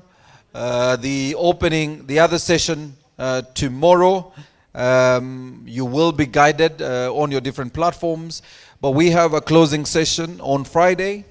Again, please note the program for Friday. Our official closing session on Friday will begin with presentations in the morning, and then we'll have a closing session from 3 p.m. including a gala dinner later on Friday evening. Again, look at the program for details, because you will have the full details of the closing ceremony, the wrap-up sessions for Friday. But this afternoon, we have the 4 breakaway sessions, and they are going to happen in the rooms downstairs. So we'll allow for the Prime Minister to depart, and let's remain seated as we allow the Prime Minister to depart and her team. I just want to run you through the different breakaway rooms we have and the different sessions that are going to take place immediately after lunch. So we have 4 sessions, parallel sessions that will be taking place immediately after lunch. We have the session for energy, oil and gas. That session is immediately after lunch, concurrently with the session on agriculture and agribusiness. And we also have the session on infrastructure, transport, real estate, and ICT. But we also have the session on tourism and trade. So these are the halls where the different sessions will be taking place, and they're all downstairs just below us here. So after lunch, as you walk back, the session rooms are labeled, and when you go to the session rooms, you will be able to see the different titles. But the breakaway session for agriculture and agribusiness, that will be in Majestic Hall. Agriculture and agribusiness, Majestic Hall. That's again just below us on the ground floor. The breakaway session for infrastructure, transport, real estate, that is in Royal Hall downstairs, all right? The next session is on trade and tourism, that is in Rigo. Rigo is also downstairs. The halls are right next to each other, you won't miss them. And finally, energy, minerals and oil and gas in Albert Hall. Now, the moderators and session heads, please note that those sessions should have been starting at 2, but we recommend they begin in the next 45 minutes at 2:30. So those sessions will be at 2:30 in those halls that I've mentioned. Please look out for the 4 halls that you have to attend to these plenary sessions. The closing ceremony, as I mentioned, will be on Friday, given the different activities happening between today and tomorrow. And we recommend that we are here by 9 a.m. for the presentation on insurance, and then we'll move into the panel discussion on sustainable and community impactful investments. And then we'll, after lunch, have the closing ceremony that will include the remarks from our ambassadors and the honorable ministers, and then a gala dinner later in the evening. We want to thank you, ladies and gentlemen. Please enjoy your lunch. Lunch is at the poolside. And as you move out, please do check that you have a coupon for lunch, and those coupons are available with our secretariat. So lunch is at the poolside. Thank you very much. Good afternoon.